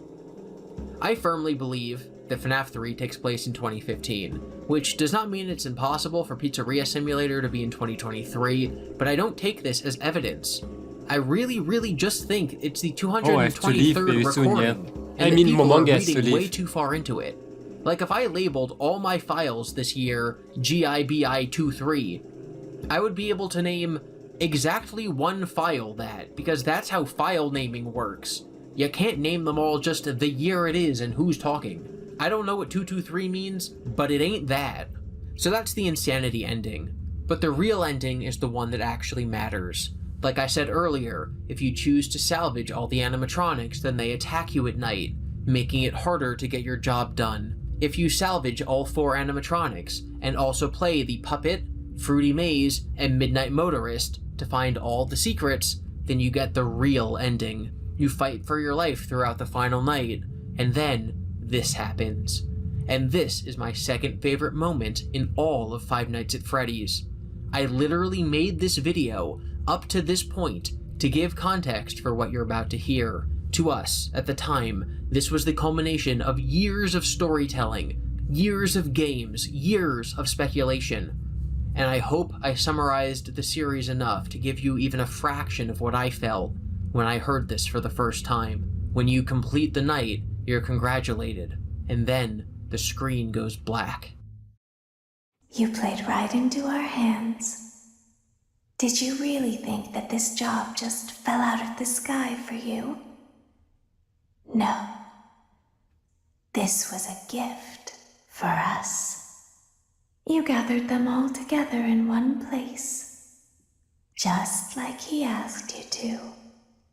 All of those little souls in one place, just for us. A gift. Now we can do what we were created to do, and be complete. I will make you proud, Daddy. Watch, listen, and be full. Connection terminated. I'm sorry to interrupt you, Elizabeth, if you still even remember that name, but I'm afraid you've been misinformed. You are not here to receive a gift, nor have you been called here by the individual you assume, although you have indeed been called. You have all been called here, into a labyrinth of sounds and smells, misdirection, and misfortune. A labyrinth with no exit, a maze with no prize. You don't even realize that you are trapped. Your lust for blood has driven you in endless circles, chasing the cries of children in some unseen chamber, always seeming so near, yet somehow out of reach. But you will never find them. None of you will. This is where your story ends. And to you, my brave volunteer, who somehow found this job listing not intended for you. Although there was a way out planned for you, I have a feeling that's not what you want. I have a feeling that you are right where you want to be. I am remaining as well. I am nearby. This place will not be remembered, and the memory of everything that started this can finally begin to fade away, as the agony of every tragedy should. And to you monsters trapped in the corridors, be still and give up your spirits. They don't belong to you. For most of you, I believe there is peace, and perhaps more, waiting for you after the smoke clears. Although for one of you, the darkest pit of hell has opened to swallow you whole. So don't keep the devil waiting, old friend. My daughter, if you can hear me, I knew you would return as well. It's in your nature to protect the innocent. I'm sorry that on that day, the day you were shut out and left to die, no one was there to lift you up into their arms the way you lifted others into yours. And then, what became of you? I should have known you wouldn't be content to disappear. Not my daughter. I couldn't save you then, so let me save you now. It's time to rest, for you and for those you have carried in your arms. This ends, for all of us, in communication. This wasn't a real restaurant. Well, it was, but it was a trap. Henry created this box to contain the remaining animatronics. Baby, William, the puppet, and Molten Freddy. You are his brave volunteer, although he didn't intend for you to be Michael. But now that everyone is dying... What? Mongus, what is you making on Lapongo's outfit? What do you mean? I'm making a toggle for it. He rightly assumed that Mike would want to go down with them, with his father and sister, whose name is Elizabeth. Henry apologizes to Charlie, his daughter, who did such a good job as the puppet, but now deserves to rest. Heat makes the metal that Remnant latches onto malleable, but too much heat will melt the metal entirely, destroying the Remnant, meaning if they all burn and melt, the Remnant will be no more, and the souls will be freed. Henry, who has been tortured since his daughter's death decades ago, can finally die now, understanding everything, and defeating William once and for all. So yes, Scott changed the contents of the FNAF 4 box to this. The box is now a trap for every character. It's the pieces put together. It's everyone, and so now, the memory of all that has happened can start to fade. The box will be forgotten forever. This is the end. If you die during normal gameplay, which obviously is not canon, Michael does not actually die, Baby will say, I heard your call. You're not who I expected to see. Because she thought William had brought her here, but instead she finds her brother. You should have known I'd find you. Did I catch you off guard? It feels like home. Baby in this game wants to make her daddy proud because she's gained consciousness. She's been put back together. She is no longer Baby. She is Elizabeth. And when Scrap Trap kills you, he says, I always come back. Well, golly gee, Willie, you sure do come back, just like the trailer for FNAF 3 says you do. You may not recognize me at first, but I assure you, that's still me. What a deceptive calling. I knew it was a lie the moment I heard it, obviously. But it is intriguing nonetheless. Fascinating. What they have become. Despite the fact that literally every character in the series just died, including the ones that were already dead, the game is not over. We get to watch this. Congratulations on completing your work week. We apologize if your situation wasn't presented to you in a completely honest fashion when you first started. Get it? Because you, the player, were misled into thinking it was just a fake little game instead of the real one, just like Mike was misled into thinking it was just a normal restaurant and not a place for him to trap his father. But it was important that your intentions and actions be genuine. Here at Fazbear Entertainment, we value fun, family, and food. But more importantly, we value our commitment to atoning for past mistakes and tying up loose ends. Thank you for your participation. There is no need for you to return to work next week, as Fazbear Entertainment is no longer a corporate entity. Please accept this certificate of completion. Goodbye for now, and thank you for taking this journey with us. So loose ends are tied up, and Fazbear has been dissolved. The story is literally over. It cannot be any more over. There is literally no way to move forward from this point. Remember how I said this is the first game in a new trilogy? Well, don't worry, it'll all make sense in a couple minutes. By completing the Lorekeeper ending, you're greeted with this image. 5 gravestones in the foreground, labeled Gabriel, Fritz, Susie, Jeremy, and this one, obscured by the grass. Its mystery will be solved in the next game. That grave is, of course, the name of the child inside Golden Freddy, the Vengeful Spirit. Up on the hill above them is one grave overlooking the 5. This is Charlie's grave. I think this scene shows how this is finally the end for the spirits, and I also think it debunks a couple of theories. For one, the people who think the toy animatronics are possessed by the KCI kids. If there were any other children who had been possessing animatronics this whole time, I don't think it would only be the 5 MCI kids we were shown at the end of the game. People also think that the Funtime animatronics may have been kidnapping kids throughout all the years that they were active, with Freddy and Baby snatching kids left and right. But if that was the case, then the screen wouldn't just be about the MCI kids. I do think William killed more people, but I think the only ones that led to proper possession were the MCI kids, Charlie, Cece, and Elizabeth. But yes, despite the fact that Mike just burned to death, this is saying that the story isn't over. The Vengeful Spirit, Golden Freddy, wasn't even in this game, so now it's time for their finale. Before we go to the next game, we have to go over some Easter eggs. Firstly, this guy, his name is Helpy. I love him. These are rare screens you can get that show the animatronics in the alleyway at night before you salvage them.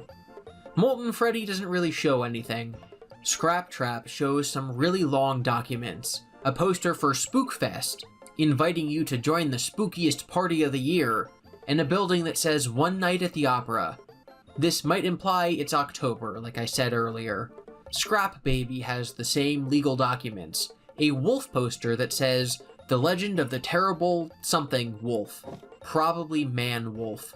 There's also a clown ringmaster, making an elephant dance and laughing. The bottom text says, Don't wanna miss it, and the top text says, Hey-T-O. I have no idea. Lefty's screen shows the puppet screaming on a poster. I think this is likely the puppet actually manipulating the poster to show its mental state, which happens in FNAF 1. You can see the puppet inside Lefty. And there's also the really annoying fun poster over his shoulder. You have a guy in a purple suit, puppeting a smaller version of himself, with a bear wearing a birthday hat, and a clown. Symbolically, these are clearly the Afton family. William is Purple Guy, duh. Cece is the bear with the giant jaw, whose birthday it is, which is very cruel. Elizabeth is the clown, because Baby is a clown. And then the puppet is Mike, for some reason. Maybe we're not supposed to get confused between the puppet and the marionette, and maybe this is just calling him a dummy, or saying William was talking through him, like if William told Michael to put Cece and Elizabeth back together, and then Michael told Cece he would put him back together, maybe that was him being puppeted by William. We deleted him. And now we talk about Jordan Candy Nays Cadet. no more. This is Candy Cadet. I have candy all day, every day. Candy, candy, candy. He's the most annoying thing in this game. If you use one of your 10 nightly tokens on him, he might tell you a story. I am a candy cadet. Come get your candy here. I have candy all day, every day. Candy, candy, candy. Candy. Return to Candy Cadet again, and maybe I will tell you a story. He has 3 stories that are all equally as confusing and obtuse. Before we address them, I want to discuss the Molten MCI theory. Molten Freddy in this game is entered without Baby, taking the face and voice of Funtime Freddy.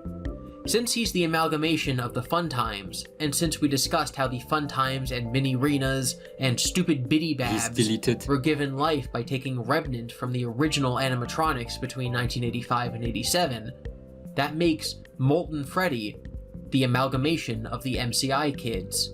This is mildly controversial, because some people think it would require soul splitting and duplication, which I hope I explained was not required to make the fun times out of the MCI kids.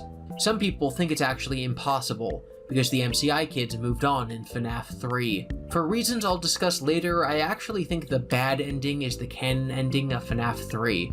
With all of that said, even though I do believe in Molten MCI, meaning I think that Molten Freddy is the MCI kids and not new unheard of victims, I don't think that Candy Cadet stories are about Molten MCI, which is what most people think. Candy Cadet tells 3 stories, and all 3 stories involve 5 things, and then some sort of event that would combine 5 things. People think that these stories are just telling the player that Molten MCI is true, that the 5 kids became one entity. And I don't think that's true. For one, the stories don't match up with the events of the children being united as Molten Freddy. And for another, I think the game already told us this, and this is not a big reveal. It's in the books explicitly, and Henry says that the souls are in Molten Freddy. And they're probably the MCI kids given the gravestone ending. I think these Candy Cadet stories are about something else. You have to ask the question, who is Candy Cadet speaking to? None of the other instances in the series where one character is speaking and even giving us lore and background and stuff, in none of those instances is it non-diegetic. It is always one character is telling another character information. The phone guy tutorial is telling the security guard what they need to know. So if Candy Cadet is a product, is a robot that somebody made that you can purchase, that was made to tell somebody stories, then who were those stories meant for? Well, it's clearly the player, Mike. Someone is relaying these stories to Mike, which means they've either been programmed in by Henry, the storyteller, or the animatronic is haunted. And I think it's that second one. I think the vengeful spirit is telling Mike these stories. And with that context, these stories make a lot more sense. So without further ado, let's get into the Candy Cadet stories. The 5 Orphans. Now I will tell you a story about a kind man who would visit 5 orphans and bring them toys and gladness. The man lived alone, and lived in fear that someone might break into the house of one of the 5 children, so he adopted all 5, and brought them together in his own home. He promised them to never leave them, and they promised to always come home, and never stay out too late. He left one day to buy food, his heart being filled with gladness, but returned to find that the burglar had chosen his home, and killed all 5 of the children. The man could only afford one coffin, so he stitched the 5 bodies together to make one, and buried the child. That night, there was a knock at the door. This kind man is Henry, because of the repeated line, brought them together in one place, which Henry says during the insanity ending. I have to call them all back, all of them, together in one place. He adopted all 5, and brought them together in one place. Henry is a kind man who makes toys, video games, and animatronics, which is why he brings toys and gladness. I think the meaning of Candy Cadet stories isn't to dish out lore metaphorically to the player. It's to give information to Mike that the Vengeful Spirit has learned from all of these mini-games. Vengeful Spirit is telling Mike that Henry is a good guy, and that 5 children were killed, and they've now been combined together as Molten Freddy, and have returned. It's telling him what Pizzeria Simulator is about. The guy pulling the strings is the good guy. They were killed by the bad guy, and now they've returned. The 5 Keys.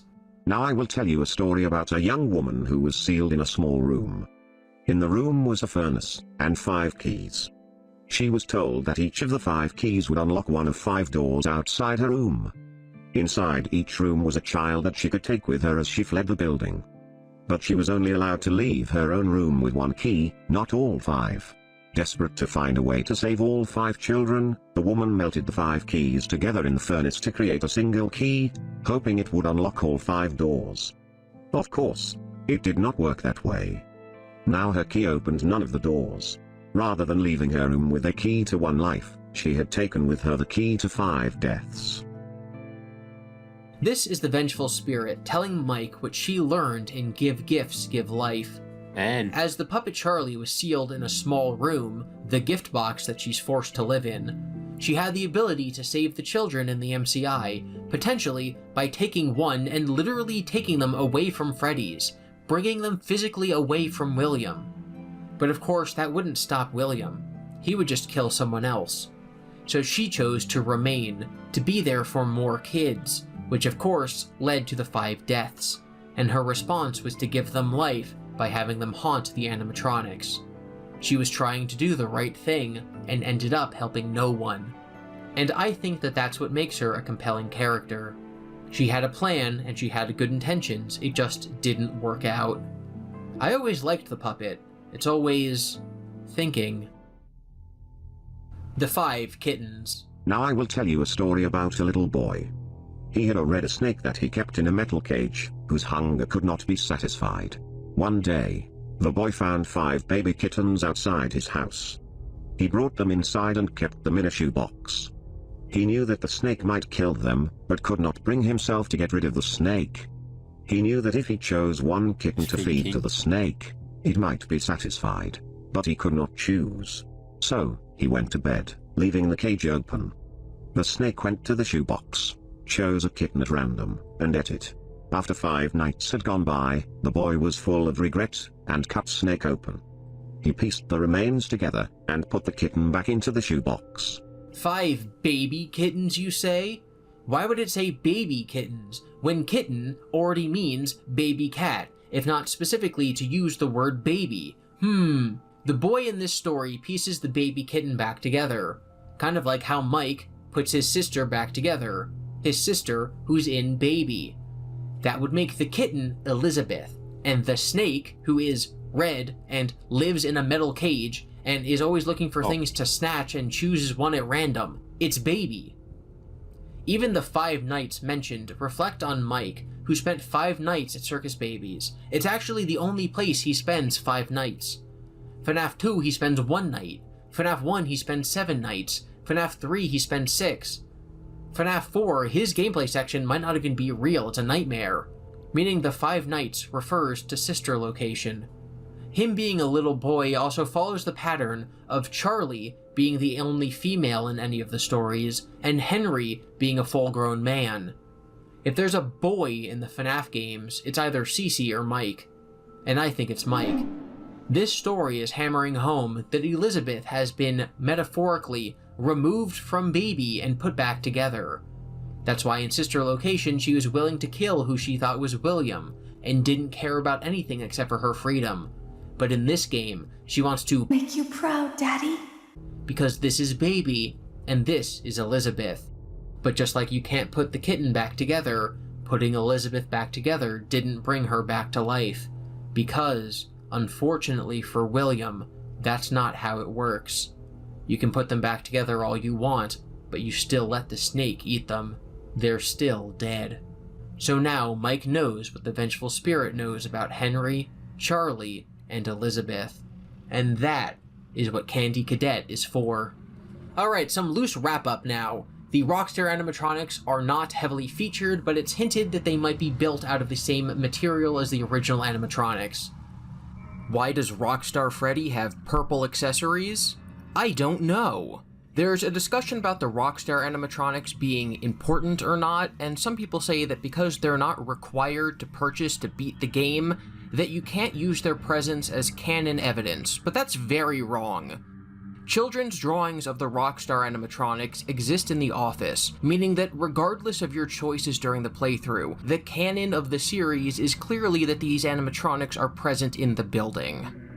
It should also be noted that it's possible that the box is not the FNAF 6 restaurant. That's just what most people assume.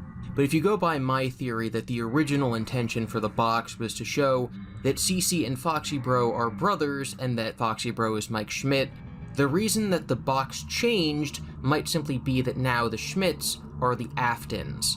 It went from Foxy Bro is Mike Schmidt to Foxy Bro is Mike Afton, who changed his name to Mike Schmidt at some point. It's also possible that during FNAF 4, there is no intention that Purple Guy would be Foxy Bro and Cece's father, thus leading to a change in the box as the story developed over the years. This is Funtime Chica. There was no Funtime Chica in Sister Location because she was at Chica's Party World, which has led to a fan theory that I personally think is very important and that we will discuss now. These are the mediocre melodies. Yes. They are viewed as lesser than the Freddy's animatronic. I have to go. I have to go. Even though if I don't want to, I have to go. It's already pretty late. I'm going to be back though in sorry that I cannot talk so much today. I don't like to be sick. But yeah, thank you so much for just chilling with me again. Yeah, thank you. Really appreciate that. We're gonna see us maybe later, and if not, I'm gonna be there back at 9 p.m. Yeah. Have a nice rest of the day, okay? Thank you so much. Bye. Oh, I'm so sorry. Oh, man.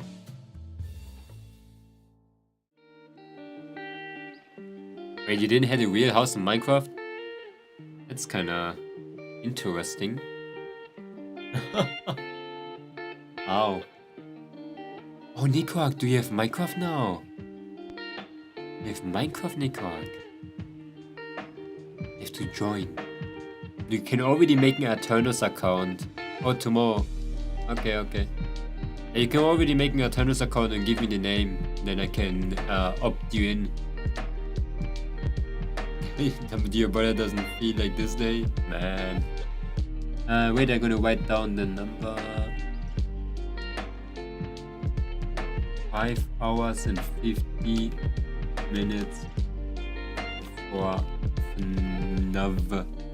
Okay, then bye-bye.